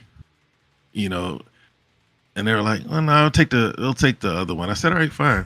So I brought them the big VCR, and they're like, "Which is this the one that you said was a more powerful one?" I said, "No." She said, "Well, that's the one we want." I said, "Well, I'm not selling that for $50." She said, "Oh no, we'll get the money." So I left, came back, met him at the gas station, made the trade. So that's how. That's why I don't have the One X. We got the VCRs. I gave my And then- One X away. Yeah, I mean they were here. My youngest put coins in one of them, probably both of them. Coins? Yeah, what coins? I don't know. I can hear him rattle. That's too funny. Like if you try to hit eject, it tries to spit them out. That's too funny. Because I know I was listening to y'all. Like I know y'all talked about all the promotions, man. But like we saw all this happening, you know, all these promotions. But man, like your title says, man, Sony's in turmoil right now. Yeah. And honestly, I keep saying it. I don't really know how they can fix it because they built their company the wrong way. Like there's nothing that people truly come to PlayStation for that they own. Yeah. Like there was not a game that is a PlayStation first party that brought people to PlayStation in droves. It's not Spider-Man. It's not God of War, not any of those games. So what are they gonna do? That's their issue. Their issue. And if you notice what Jimmy told Fidelity, he said, we're working on lessening our dependence on third party. So it's obvious that they know that that's a weakness. And honestly, man, Jimmy is just. I think Jimmy's being wrongfully terminated. You know, but you never know what these companies. Yeah, man, because he did what he thought was best for the company, and it's obvious that they were behind him, right? Because So they they gave him the money to do all that flying. They gave him the money to make all these meetings. Yeah. So, because like, let's be honest, man. Like when I say it, I know I'm a stupid bot, but their dependence on third party is too heavy, and that's what I've been saying this entire time. They don't control any of the IP that is the most popular on their platform, and they're still doing it, still paying for these marketing deals, still trying to get exclusive content for games that they don't own. That is a huge problem. They need to invest as much time, energy, and resources into the games that they own as much as they do in the games that they don't. Like they built Call of Duty for Microsoft to say, thank you, sir. Thank you, ma'am. They put so much money into Call of Duty, so much marketing, so much hype behind Call of Duty, and then this has to be the sickest feeling. This is like you get a woman, you dressed her up, you bought her the finer things, you got her a nice car, and you come home and old boy is banging. That's what that's like. Like seriously, that's what it's like. Yeah. Because but that's something that Sony has to deal with. Sony has to find something, right? And they have to own it. Because they don't own Final Fantasy, and obviously they can't afford it, or Square is not willing to sell to them. But Final Fantasy doesn't even have the pool that it had back in '97. It doesn't have what it's a gradual decline. That's the one thing Sony didn't learn when they were learning all these details. No, they learned. They just weren't able to do anything about it. I'm okay. I saw this on the outside the past few years. I'm sure that somebody there that's making $1 million or $600,000 a year figured that out. But what is it? Like the only thing you can do is make a game, put it out there, and see what the reaction is to it. But they own a lot of that stuff. They own a lot of what stuff? They own a lot of stuff that was quote unquote in-house. Yeah, but what game do they have that makes you say, I must have a PlayStation 5 and it's a PlayStation game? But Resistance. slow down. Let me finish. I can never finish the sentence though. What I'm saying though is, they had all these titles. They on PS5 franchises, right? Like they have a bunch of franchises that they stopped making for a long time. Like one of the top ones that's always named is SOCOM, but there are many others. Resistance. But that's why I keep saying something, because you're talking about games that they don't even make. That's my point. See, they had all of these and they one by one eliminated all of them till they have almost none, and that's the problem. And the fact that but just like you said, obviously somebody would, this high paycheck for doing nothing, realized this, but they sat there and did nothing about it, and this couldn't have been a recent revelation to them, right? Yeah. But why they didn't do anything is the question. Like, what the fuck? Why is it now all of a sudden you decide? See, because I think I can agree with what you're saying, that maybe they fired him unjustly, right? Like they were down with what he was doing for so long up until they weren't, out of nowhere it seems, right? But I mean, when you see the situation, it's not too unexplainable, but still, like, why now? Like, well, why did you follow that program this whole time, and then after when it's not working for you, now blame him? Because they're not even seeing the plan through, bro. Do y'all remember back in 2017, 2018 when Phil jumped on stage and he said games as a service? And even the Xbox fans were talking, oh no, this is tough. Mm-hmm. He said that's going to be an important way that people play games going forward. Next thing you know, we get Sea of Thieves. Sea of Thieves was dead. Sea of Thieves was straight garbage. It was pretty water when it came out. That's it. Mm-hmm. But they stuck to it. And they kept building, got partnerships. You got Jack Sparrow DLC. Yep. You're in season 12 by now, right? They stuck with it. Now, if that was a PlayStation game, that would have been dead after season 2. Facts. You got grounded. And see, you got grounded. But see, Grounded is not a live service game. But so what I'm saying is, like, okay, all those multiplayer games that you named, Sick, that's fine. But I tell you, like I tell anybody else that keeps talking about they need to bring it back. If it was worth bringing it back, they would have brought it back by now. If it sold enough, they would have kept making them. Like we keep like we got people asking for Rise, and I said this. I think this is on Legal Show. I was like, dude, Phil Spencer jumped on stage and said, like when Rise came out, it didn't get a lot of support. But now I can't go anywhere without anybody asking me when's the next Rise coming. Yeah. So it's like these games need to be supported, and PlayStation. And I said this: PlayStation has trained their user base to expect and look for third-party games. All this Call of Duty, and they decided that we're not going to compete. Then we're not going to compete in the multiplayer space. We'll let third-party do that, and then we'll find our niche or our groove, because I think it's bigger than niche at this point.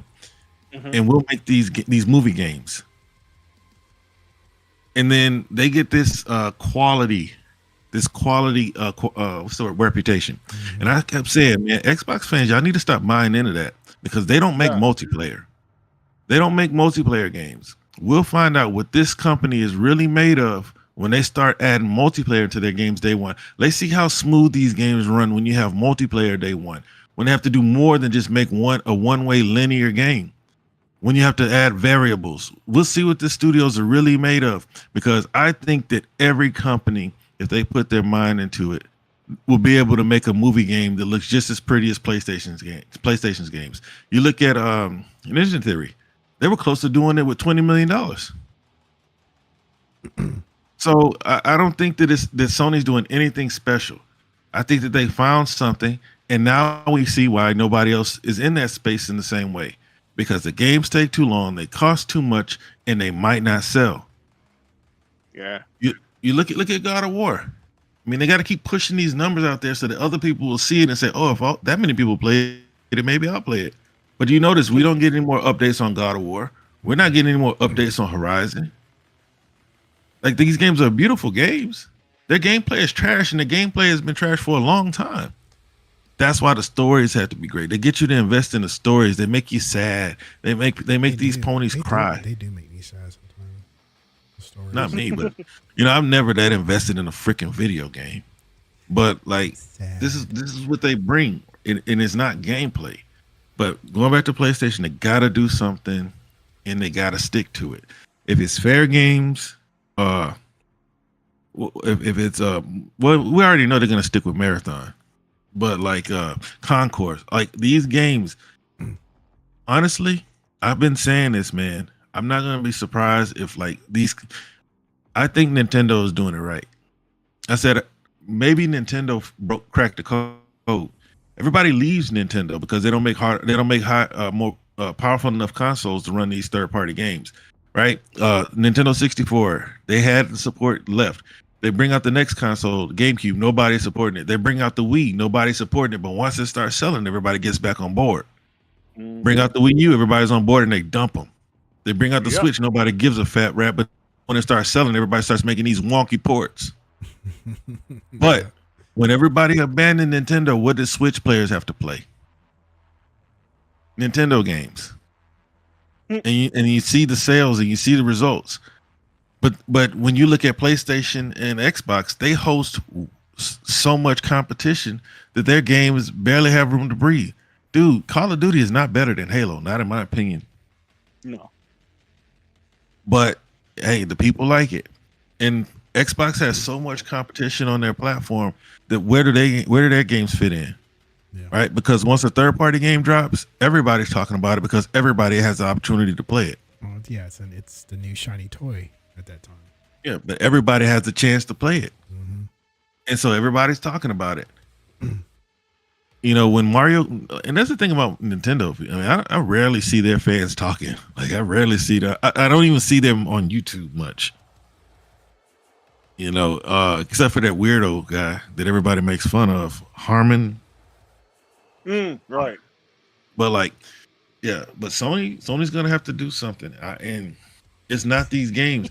And Nintendo has magic, bro.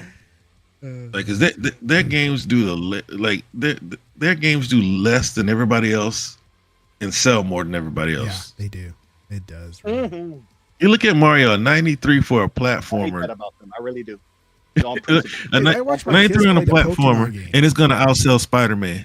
I look at my kids playing Pokemon. I'm like, what is it about? It's like, well, it's Pokemon. It's one, and two. It's easy for them to play because all the kids are talking about it, man. They have Pokemon cards. Oh, and they got cartoons. My youngest will have his tablet, and it has something about the Pokemon game, and then he's playing the Pokemon game, right?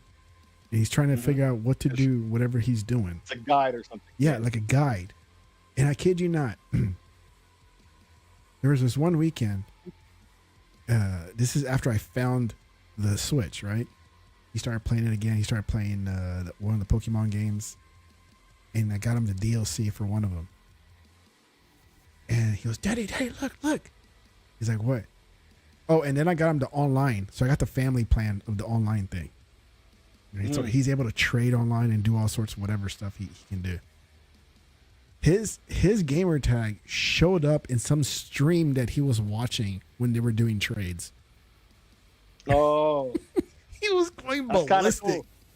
Oh no, I would have thought that was cool too. Let's not front. If Well, that yeah, was, it's an you know, if you were 8-year-old. a So kid, him seeing his gamer tag online on YouTube at a live stream just was his world. You know, he was like all excited about hell it. yeah, happy for him. Shoot, man. I'm like, what are you More doing? memories He's like like, I'm that. trading Pokemon. I'm like, okay, trade all you want then. Just don't give it our address. That's all you don't do. You know, keep that to yourself. Right. Better. Yeah. But yeah, hey, but Tech. All right, so just real quick on Jimmy. So they gave Jimmy all this money. He's flying, been around the world like Barry White or P. Diddy and Around the Mace, world, Biggie. yeah. I'd like to stop Right? acquisition, please. He's been around the world, lying, crying, literally flying. Right? Flying. But all the while, the powers that be were empowering him to do that. And they probably told him to bet, right? Because I can't remember who the leadership was who told him to fix their broken business model. But that's been broken for a long time, and now it's being exploited. There's nothing that makes anybody say, I want a PlayStation 5 other than popularity of the console. Yep. And the sales numbers reflect that doesn't equate to software sales. And that's where the money is. You sell one console, but you can sell many pieces of software. And if they don't have their users buying more of their software, that's what they lose. Nintendo is winning because they sell more of their software. They get 100% of that, and they don't drop the price. They don't. Yep. You look at Microsoft, you look at Sony, EA, 2K, everybody. They get no shit for it at all. They don't. Well, and they shouldn't. They shouldn't. And as a business person, I can appreciate that because they're maintaining the quality, right? And I don't know. I don't know. I care about mine. Yeah. But I can appreciate that and I understand. That doesn't mean I'm going to buy it. The only reason why I have Zelda Tears from the Kingdom this week and Mario Wonder is because I got a voucher. He got one. Right? There's no way. Because my wife wanted it, but she bought her own, so I was like, cool. You look at who was that? I think that was that was Game Heroes and Legal. Some of these Japanese companies they won't lower the price on their games below $29.99. No, you rarely see it. FromSoft is one of them. Platinum, you don't see their games less than $29.99. Nope. At least I haven't. And so, but what that does is it shows, hey, I mean, we value our product, and it also shows the consumer, hey, you can wait, but it's not going to ever get down to $9.99 and $4.99. Because if you see like Outer Worlds made an announcement that Outer Worlds passed 5 million sales, but I saw Outer Worlds for $2.99, $305. So it's like are people buying it because they really want to play the game, or are they buying it because it's a good deal? And that's the same thing that I said about PlayStation games. Like a lot of these people, man, they start talking about the sales over time. Yeah. Right? They start talking about Horizon 20 million sales, but at what price point did they buy Horizon for them to get to 20?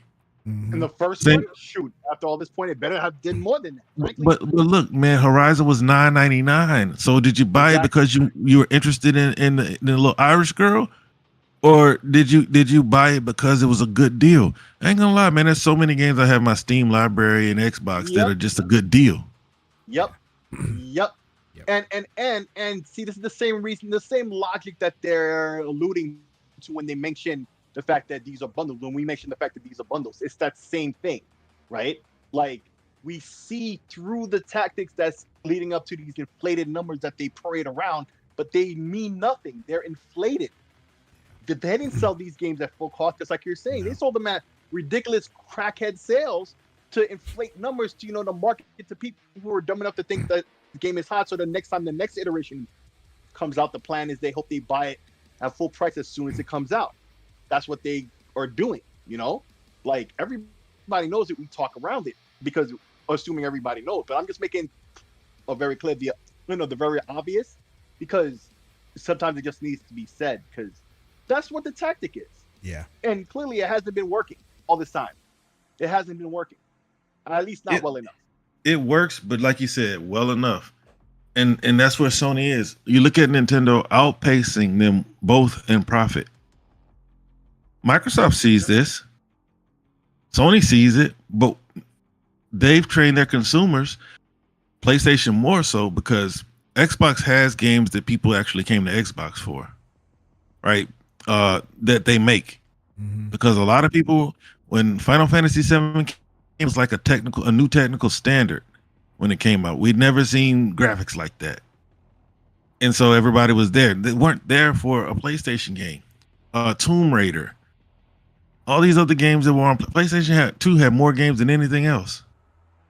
PlayStation 1 was just perfect timing, and they didn't really peak until PlayStation 2. But Microsoft is remedying their first party engagement with Game Pass. What is PlayStation going to do? PlayStation's going to keep throwing these games out. And if you look at it, that's why we keep calling them out. They don't have a roadmap because they're trying to figure out what to do. Right? Sean Layden called this out years ago. These games are getting too expensive. Right? They're going to have to get shorter. You look at Spider-Man. That was the pilot. We're going to put our most powerful IP out there and give them 9.5 hours and see what they say about it. And unfortunately, the ponies in the media said it was the greatest superhero game that they've ever played.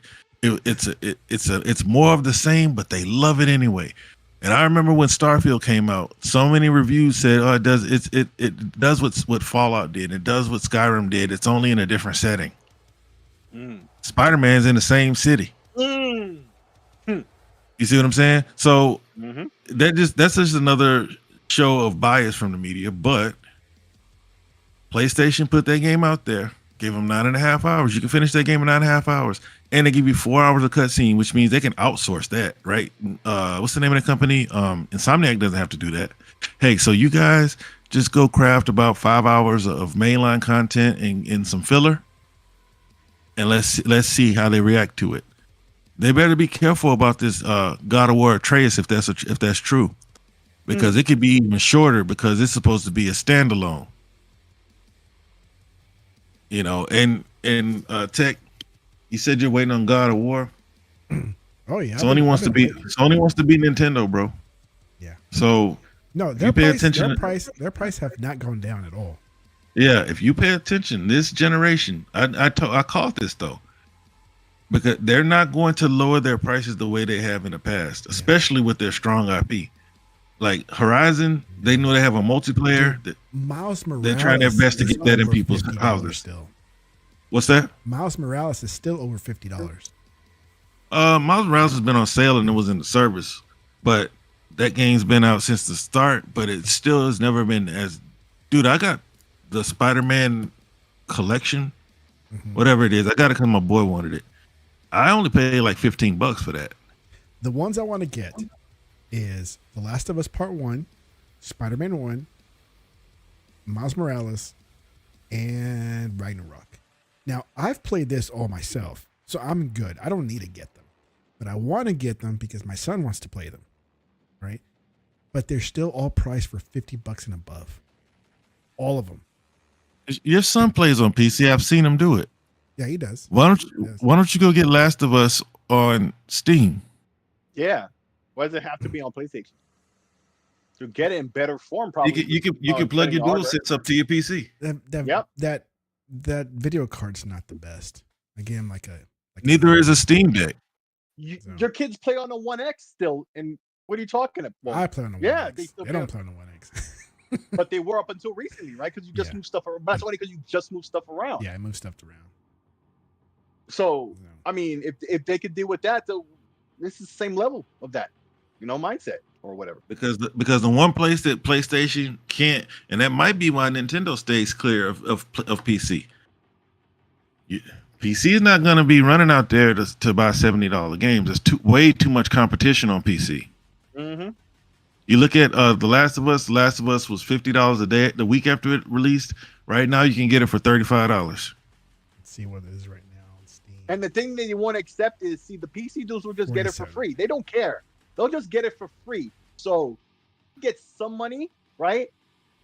what they would think is just some money for PC dudes. If they did it right, there would be a whole library that would open up to them, and people just buy it like the crackheads do for everything else on Steam, right? That would make up for that money in just raw numbers, like monetizing their archives, right? In a manner they never have before, even when they offer that stuff on Switch and other places. That would make them way more money than all that other stuff they've ever done before, like Virtual Console and stuff. Yeah. In less time. It would make way more money in way less time. Like at least 10 times more in 5 times less time. Yeah, because they had it on sale and it was like $40. I was like, man, I wouldn't mind playing it again. But I'm not part one. Part one. Because I got it for free, the PlayStation 3 version. Yeah. Right. And it's not much different. I mean, better graphics. Who cares? I mean, the game's gonna play the same. You're still gonna be doing these weird ass puzzles. You gotta have a reason to play it too. Get some. I don't know. Get some use out of it because it's not being used. I mean, I'm using it right now for Aliens, but other than that, it would have just been sitting there. You know something else, Tech? I've never seen Ghosts go below $29.99. Ghosts? Ghost of Tsushima. Oh, yeah, I played that too. That's the one game made my PlayStation worth having. Yeah. That game is basically like It's Assassin's Creed in Japan.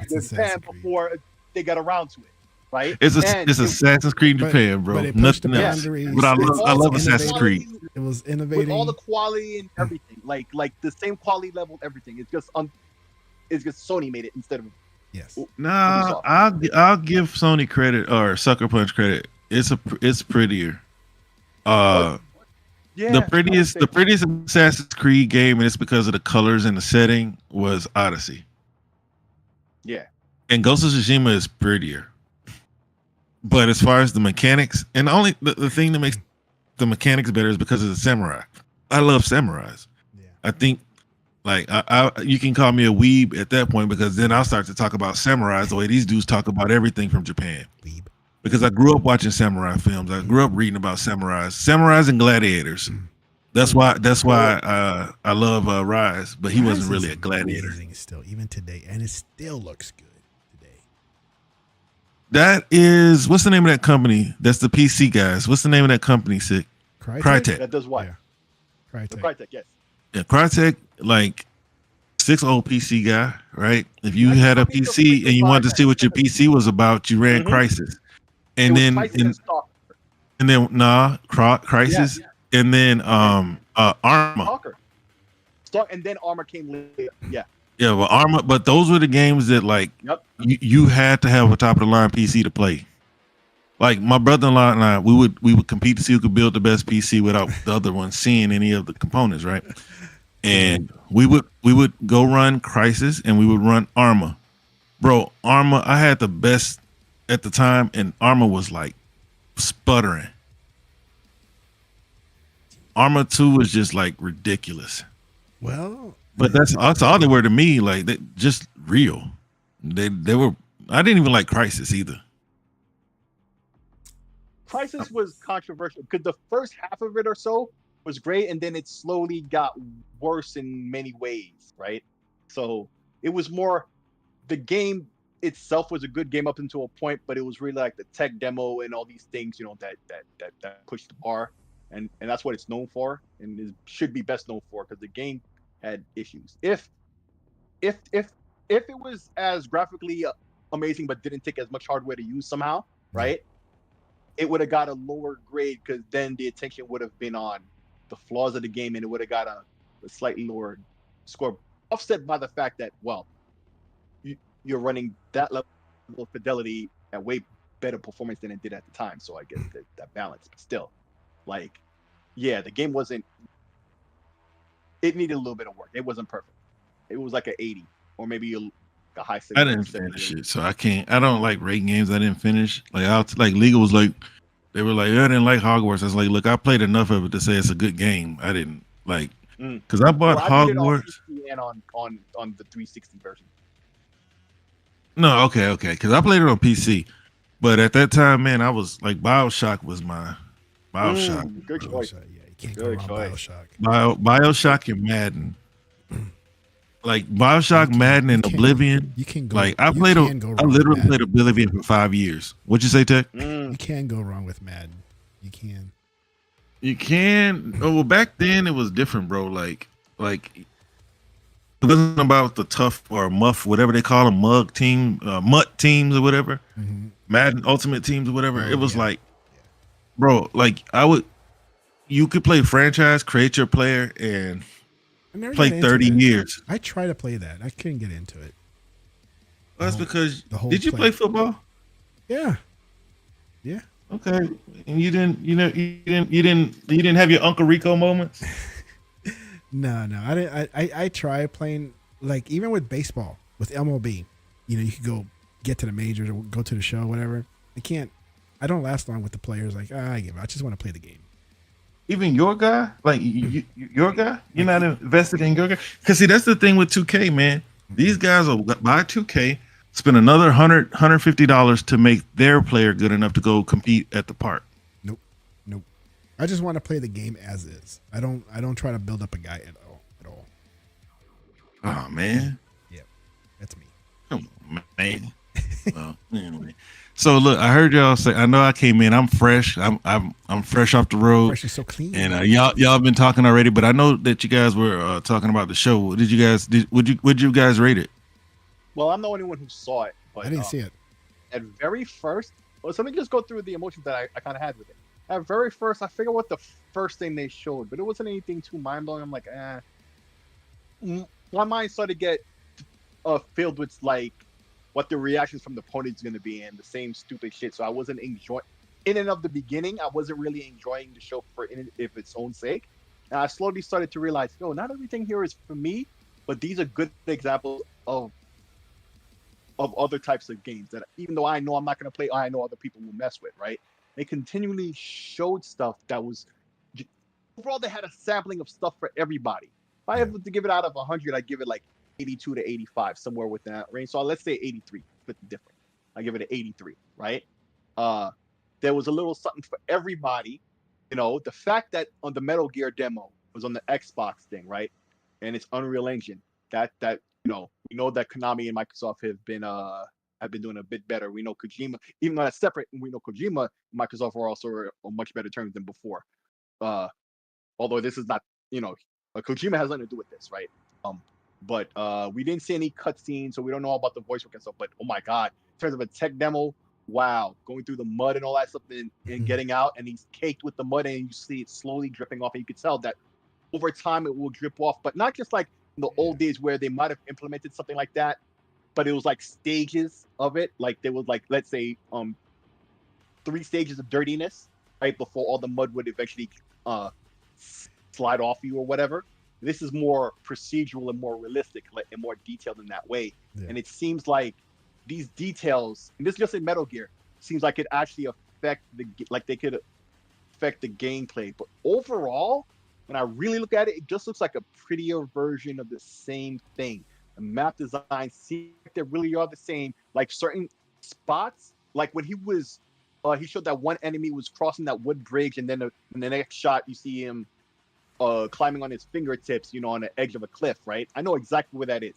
I know exactly where that spot is in the game. Like I've always said, I'm a big Metal Gear fan. I know exactly where that spot is in the game. It almost looked like I knew that tuft of grass after he pulled himself up off the ledge and he went into the grass and he grabbed that dude. Like I know exactly where that is. That tuft of grass and everything. So that's some grass. If in the end it's just a high-res, pretty all new models version of the same thing, which generally I guess it is, but like it's not a true remake in terms of they started from ground level, but it's a cross between that and a remaster where they're using maybe the map designs as a 99% guide, and even though they're remaking everything themselves, it really adds up to just a prettier version of the same like a really nice looking remaster. And so they got a lot to show and prove still with that, but that's a great first impression. The fact that it was on Microsoft show was crazy, but lots of little things here and there, and I'm like, yo, all right, Microsoft. It just goes to show that third party is well in hand as well, Microsoft. And even at the end of the year now, when there's really not much left that's not released, that's big besides Call of Duty and some Jared minor Thomas, things from thank you Nintendo for the at new the end of the year. subscribe. Yay, what's up? So yeah, the show overall was real good, real solid. Just gave some good stuff and nothing that the ponies could really attack. And I'm kind of surprised the pony didn't really say anything about this that I noticed. Like, why would the pony say anything after the piss poor shows that they've had to witness? Well, exactly because of that you had these weirdos story. dressed up as Snake. like, you gotta understand that right now they're really busy playing Spider-Man. That's what I was gonna say, but I'm like, yo, really? That's Did they finish that Sunday? I think one guy finished it in one day. But realist, see, the answer to what you're saying is like I really feel like, especially because of what happened to them, they'll take any and every opportunity to talk shit, and yet they didn't. And I think the only thing I could say, honestly, when I'm just being objective in, besides all the crap, the console war crap, I think the only reason would be is because much of this is third party and it's coming to PlayStation. The finals, this Metal Gear thing, so many others. Yeah, we're excited for them to come into Xbox. We're Xbox side, but they're also coming to PlayStation, you know? And PlayStation guys had to look at them like, oh, there's some good. Like every time when we look at these PlayStation shows that it's mostly third party and we as Xbox guys are happy that most of the stuff is coming to us. I guarantee you they're looking at that and thinking the same thing. So there's no shit to be talked when most of that stuff they're getting to win it and would want to have, especially as dry as they are right now, you know? So overall, great show. I give it about an 83. But Sick, how familiar are you, like, with? I'm gonna say, are you well versed, or are you versed at all when it comes to game development? I know Fireboss will be able to answer this question. I know more than most, but the nitty gritty. But I know a lot of aspects of developing history. And okay, because I keep hearing people say that they didn't build it up from the ground up, right? Mm-hmm.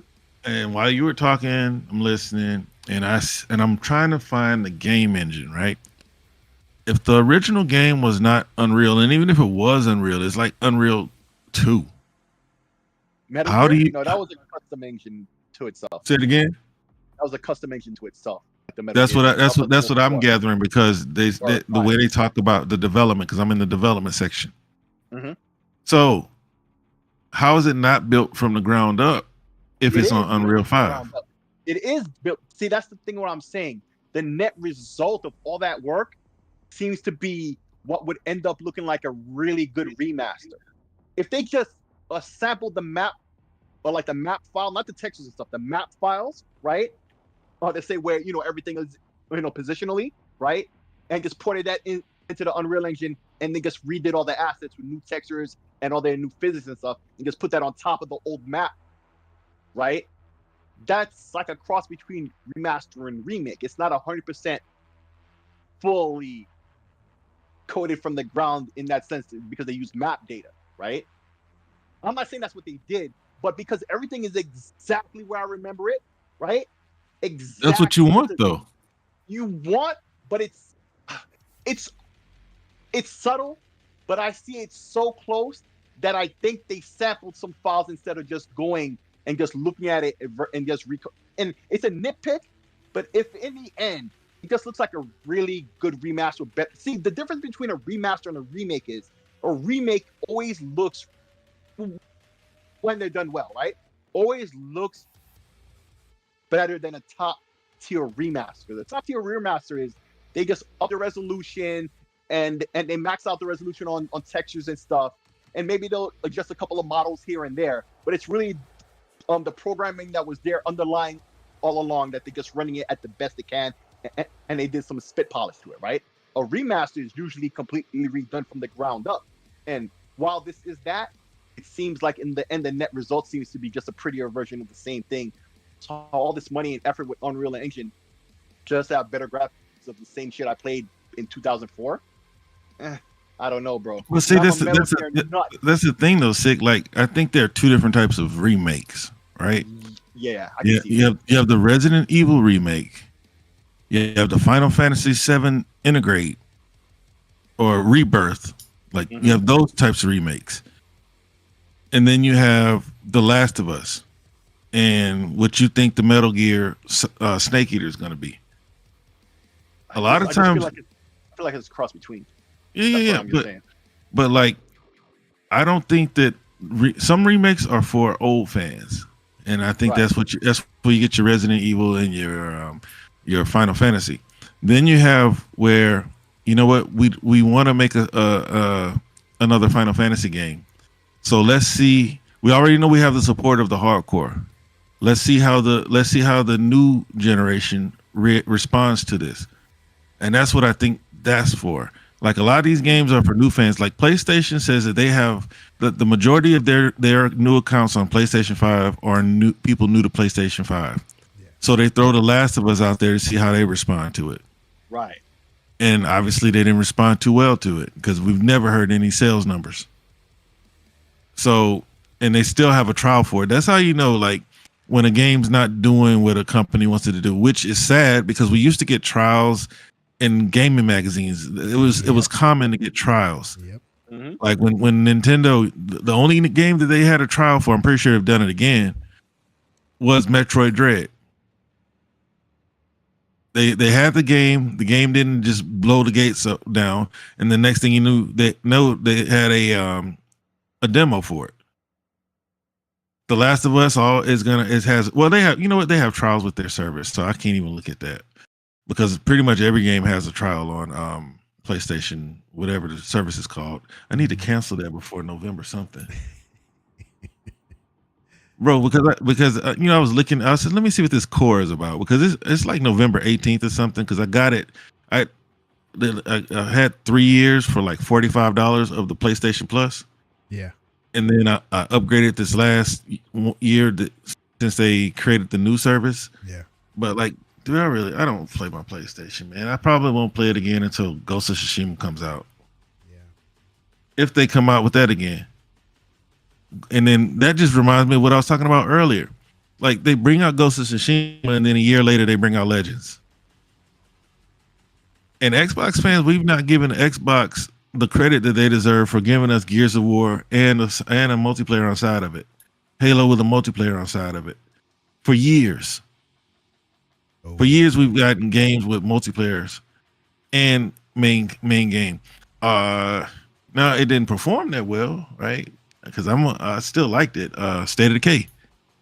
You were able to play multiplayer, even though it was buggy as hell. And then now you get a game. And I think Xbox is giving these guys room to grow. Yeah. I have high expectations for State of Decay 3. Like State of Decay 1 and 2 with the opportunities to learn. Perfect your craft on State of Decay 2 with the Heartland. State of Decay 3, I'm expecting greatness day one. Day one. But PlayStation's gonna have to do something like that. They're gonna have to give their guys room to grow because these single player games die, man. Who's gonna be playing Spider-Man? Alan Wake, because he's back. Hey, and that's what I was gonna ask you. Are you gonna get that? I want to. Yeah, I've been thinking about it. I'll probably ask it as a Christmas present or a birthday present. His birthday's coming up, so. Oh, okay. So I got a quick tangent related to that. So I was just looking on Twitter while you guys were speaking off this, and shit, I should have. I'll get the link right now. But Danny from that kind of looked like Jared Leto from Gamertag Radio, right? Like he does a show with Paris, right? He's doing, like I said, a podcast long before a podcast you were named as such, right? So he tweeted how he I'm gonna give you a link right in the chat. If they ever make a movie out of Alan Wake, Jared Leto should be Alan. Oh, bro, get some good acting, get good actors, and they don't need to change too much of the plot, right? Yeah. And the voice acting, all of that. Oh my God, beautiful, beautiful. But yes, so if you could put that up real quick after the footage is show, it's a picture of how Godfrey, Danny on Gamer Tag Radio played Alan Wake, and it made me feel like, yo, I really need to get this video card. I've been slacking on this, but just as I was thinking that too, right? Like the Super Series is rumored to come out, so now I want to wait for that, which is good because I have a lot of expenditures coming out for the holidays, so I'll stack that money for that instead. Yeah. Right, because I'm getting my Quake on my Quest 3 tomorrow morning. I'm gonna order that. It'll come on my birthday on Saturday, so that'll be yeah. I was in Best Buy the day I went and got the VR. Right. Mm-hmm.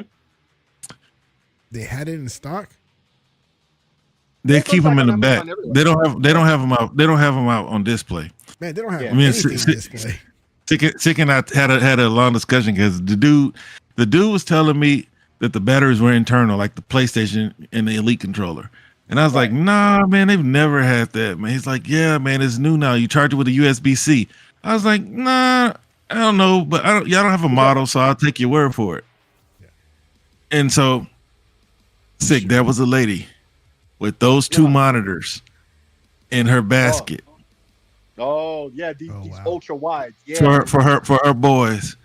And I said, you got a lucky pair of boys. Yeah, man. I'm Like, wow. bro, like, could you? I mean, I know kids are. I know my kids are hard to impress, but man, if I can just put myself in the year 2023 as a 12, 13-year-old, and my mama brings me home a monitor that's as wide as my dresser. Mm-hmm. Oh man, I'm I'm doing chores without asking. Yeah. I had a regular ultra. No, it wasn't even ultra. It was just a regular curved 1440p monitor, right? Before I had the C10, I had a TCL, right? That would have. I probably have pictures of it still.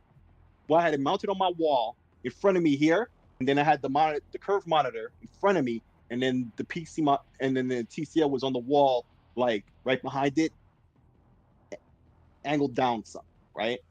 And because I had a pretty high chair and high point of view, it wasn't like it was that much higher in it, and I didn't have to lift my head up too much. What I want to do is return to that with an ultra wide like this. The only reason I haven't bought one of these and just mounted this C10 back there where the TCL used to be, and then have one of these in front, because they don't have everything I want. But this is the point I was making. Like, I'm looking at this, I'm like, bro, all I really need to do is get my GPU finally with this PC I've had all this time and do this, goddammit. Because look at this. This is the type of, I already got the case, the power supply, the wire for the video card, you know, that special wire and all that stuff. I had it all year, and I've not done it because I've been spending my money on other things like the ROG Ally and then this vacation, which was, oh, thank God, was worth it, right? So, but I need to get on this. And then when I saw this picture that Godfrey put up, but this is how he's enjoying Alan Wake 2, like, this is what I need to get back. I'm like, it's not about, these games have the fidelity and the beauty to them that I'm not getting to really, even though I have the C10, it's awesome. Like, sometimes, like, if it's a racing game, you want that extra wide field of view, right? So that Quest 3 will do that for me and stuff like that. Well, all you need to do is just get 3 monitors and like get 3 Xboxes and you got Forza. Nah, no thanks. But these can take 2 inputs at the same time. So yeah. Hang on a second, I'll be right back. Yeah. Hey, but check. Okay, I never gave my impressions. You know, I don't know if you know, but from now on you'll know, right? Because I've talked about it before. But I rate shows based on how many games they show that I'm interested in playing, or if I had the time, I'd play. And there's only like 1 or 2 games that I had no interest in, right? That was it was a game like where it was like a social game, something of Hindenburg, where it was like, you know, kind of like a game where people can play and meet and socialize, like a social game. But it seemed like there was much to it. You remember like PlayStation Home, you know, like you could just, or like you got VR, you know, like the Rec Room. Yeah. It's kind of like that. Like that's the vibe I got from it. I didn't really like, that was one, but like that Manners game, like, bro, I'm trying to get into these strategy games. I just don't have time. But like all the games look good. Like they showed it, like what's the name of that game? Infinite Wealth. Like Infinite Wealth has like a Starfield outpost type thing building where you build your house out somewhere and you can and you outfit and furnish your house and things like that. Like they showed that part of Infinite Wealth. Like that's becoming a part of a lot of games, man. Where and like, you know, like I see a lot of people don't embrace it. Focused on that, like it has to be like 75% of the game. I won't be able to. But with what they showed, like they didn't really show much outside of that. So no. So when I saw the little clip just now of Infinite, and I saw what they were doing, like building out and like fishing, right, with the fishing pole, with the spear, and whatever else they're doing with the little daughter that was there. I was like, okay, I'm taking that off my wish list because I don't get into those games. I can't get into that. And then now that the Man Who Erased His Name is in Game Pass, like, I don't know. I might wait But then like I'm back. they showed a little bit more of Ark. I don't know if you're into that, but My son is. I kind of want to give it a try, but I already know it's like a time sink. I and of tried course to play it, man. I actually bought the first one because I was like, oh man, this was cool. And then when I tried to go into the worlds, people would just kill me right away. Like, dude, I barely have my panties on, right? And I'm already dying because nobody will let me in their community. Yep, that's how it is. You got to meet friends. But so did you ever try Power Wash Simulator? No. Okay. I saw Well, the Back to the Future thing going. Well, when I was a teenager, my uncle had a painting company. So during the summer, that was my summer job. I go help him paint. And one of the services, strip out the paint with the power washer. No, we didn't. We would use a scraper. We were old school in that way. The only time you would need to really strip is if you were going to do wood, right? And we would, and then most of the time wood is going to be oil based, so there's really no stripping, right? It's sanding the rough spots. You sand them and then you paint the and then oil based is thick enough to where you're not going to see anything but the outer shell. Yeah. So I didn't do that to answer that question, but one of the jobs was to operate the power wash. And so when we would use that, it was of course sidewalks, driveways, and on brick homes. Yeah, I've contemplated starting a power wash business on the weekends, man. I just love it, man. I love cutting grass too. But your people got that on lock, down here. Got that on lockdown. So your people got that on lock down here, bro. There's no way that I'm gonna cut a yard for $45, man. Yeah. There's no way. It's especially in the summertime. No. And then sometimes they trim, sometimes they don't. But I'm not gonna cut and trim for $45. That's just. And then it's like a team of people. But I love that y'all work together. Y'all get it done in bulk. So, but yeah. So I loved power washing. If I had enough money back in those days, we didn't have MP3s. We had CDs. Yeah. So it would be the same 8 songs in rotation, and I can spray down the house. So anyway, long story short, I did play Power Wash Simulator. And did you play Gunk? I played Gunk. Yes. Did you enjoy Gunk? Did you finish it? Yeah, I finished it. I liked it. Okay. So those two got together and they made a game, right? Icaro. It kind of looks like what's the name of that game that skipped Xbox and they were like Fury. Something. I think it was called Fury. I can't remember. It was an indie game. They skipped the Xbox. They had it everywhere else. I have it on Steam. But those two got together and they made a game. It looks like that game. I think it's called Fury, bro. Fury, Furi. I think so. Let's see. But those two, Thunderful, and the people who made Power Wash got together and they made that game. And that game, it looks like Hi-Fi Rush without the beats. Yeah, I'm interested in that. And of course, man, we were born in the '80s. At some point in the '80s, man, drop it, bro. That's all I needed to hear him say. But he didn't say it. He didn't say drop it. Is it this one you're talking about? Let me see. Fury. More than likely, bro. It's pretty nuts. Looks like something I would play.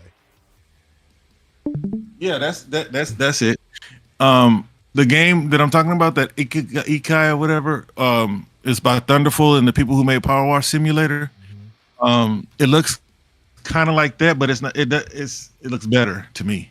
But that game is hard, bro. Yeah, it's hard for no reason. It's hard for I like a challenge, bro, but I don't like a challenge to where you keep me stuck in your game for 30 hours and it's not really 30 hours of fun. You're not progressing, yeah. Like that first boss, bro, he has five tiers. Oh, no, at least you have to feel like you're progressing. At least you feel like it. Well, I mean, okay, because there's another game I'm playing, because they had the shmup sale and then they had the roguelite sale on Steam. Right. Bro, that first boss, bro, he have 3 tiers, man. I said, if the first boss is like this, I don't want to keep playing this. I'll be stuck playing this game. Like, okay, I played a little Souls games. So like the joy of Souls games for these guys is playing the same boss 100 times and then you finally master his patterns and you can go tell everybody on social media you did it. I ain't with that, man. That's Like that's like with me, and I think it was the final boss of Recore that I was so frustrated with it that I gave up on the game and it's like I'll be back later. I came back 2 years later and finally beat it. Wow, And finally beat it. 2 years. I need to beat that one. So sick, real quick. Do you have any interest in Spirit of the North 2? Spirit of the, I've never heard of this game. I mean, it was at the showcase with the I don't remember fox. that. Fox?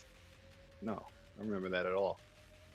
You was I thinking was too gonna much say, about was that- you're thinking too much about the ponies, Spirit man. of the North is in 19. Look, I didn't even know Spirit of the North 1 existed. So I'm gonna get Spirit of the North 1 Spirit of the after I play Alan Wake. You know what game I was interested in? I forget the name too. The game where it was some chick with a backpack. It's like cel-shaded graphics, and she had like a sword, but she went to a hotel, spoke to people. What? But I think it's some kind of adventure game. I'm sure it's some kind of like What? adventure game. Like she was Telltale. like a explorer or something, right? And that I thought maybe that was that game for a second. I just didn't remember the name. From the What? showcase? From You the know what? showcase, I yeah. think we're talking about the same game, bro. Okay, what's the name again? Ikai or something like Ikaro. Ikaro. Ikaro. I mean, there weren't that many games, it was only 20 minutes long. Like Spirit of the North is like the game with the little fox. Yeah, I'm playing that right now. You are? I mean, not the game, Are you- but the video. Oh. Oh, you're playing the video of the game that you're talking about? Yeah, the Spirit of the North. Oh, I remember this. I didn't. Yeah, like I said, not everything is for me, right? And so I'm like, eh. And so of course, because I don't care, I don't commit it to memory. But yeah, I remember seeing this. Man, like if I had time, I would definitely play the game. Like it looks fun, it is pretty. But Metal Gear, I never really got into Metal Gear. So I'm a little more excited than other people. Like I played Metal Gear Nintendo and I played Phantom Pain. And this is a good one to start with because it starts with a big boss. Like functionally speaking, plot wise, like of course things take place before this, but nothing that they could have ever had basic game around.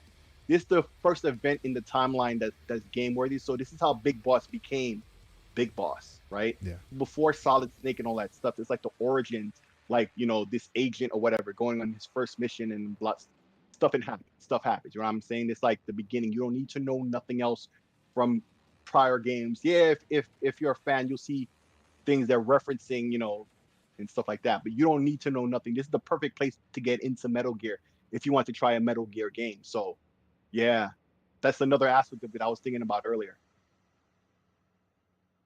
But that game that I was talking about with the girl with the cel-shaded graphics, it's called is that Ikano? No, this is. I don't want to say that. The Dungeons of Interburst. Show him Ikaro Tech, please. That must have been towards the end then, because I've been scrubbing through the videos. No, I see it. I see it now. I see it now. Hold on. Let me play the trailer real quick to see if I can remember. Oh yeah. This run around game. Yes. I am interested in this. Yeah. See, like there was, like I said, the Hindenburg game is the only one I wouldn't want to. Probably not going to even think twice about. Because like I even tried Coffee Talk. Coffee Talk. Okay. It's in Game Pass. Like I'm trying these new smaller games. And then there's another game that I was playing where I'm a pig. He's a pig farmer, and the mob comes to him. I don't know if you ever watched Lock and Stock, Smoking Barrels, but I love Lock and Stock. he comes at you trying to make you brick top. Love Lock and Stock. Such a good You know brick top sick. Yeah.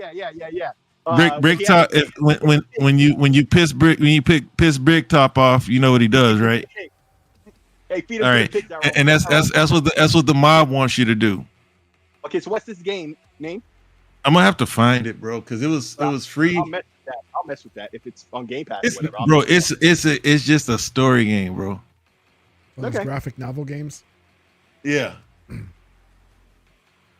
Because they gave it to me they gave it. No, I paid. I got it in gold or something. I can't remember how I got it. And then I wanted to play it on the ROG, so I got it on Epic because it was like $1.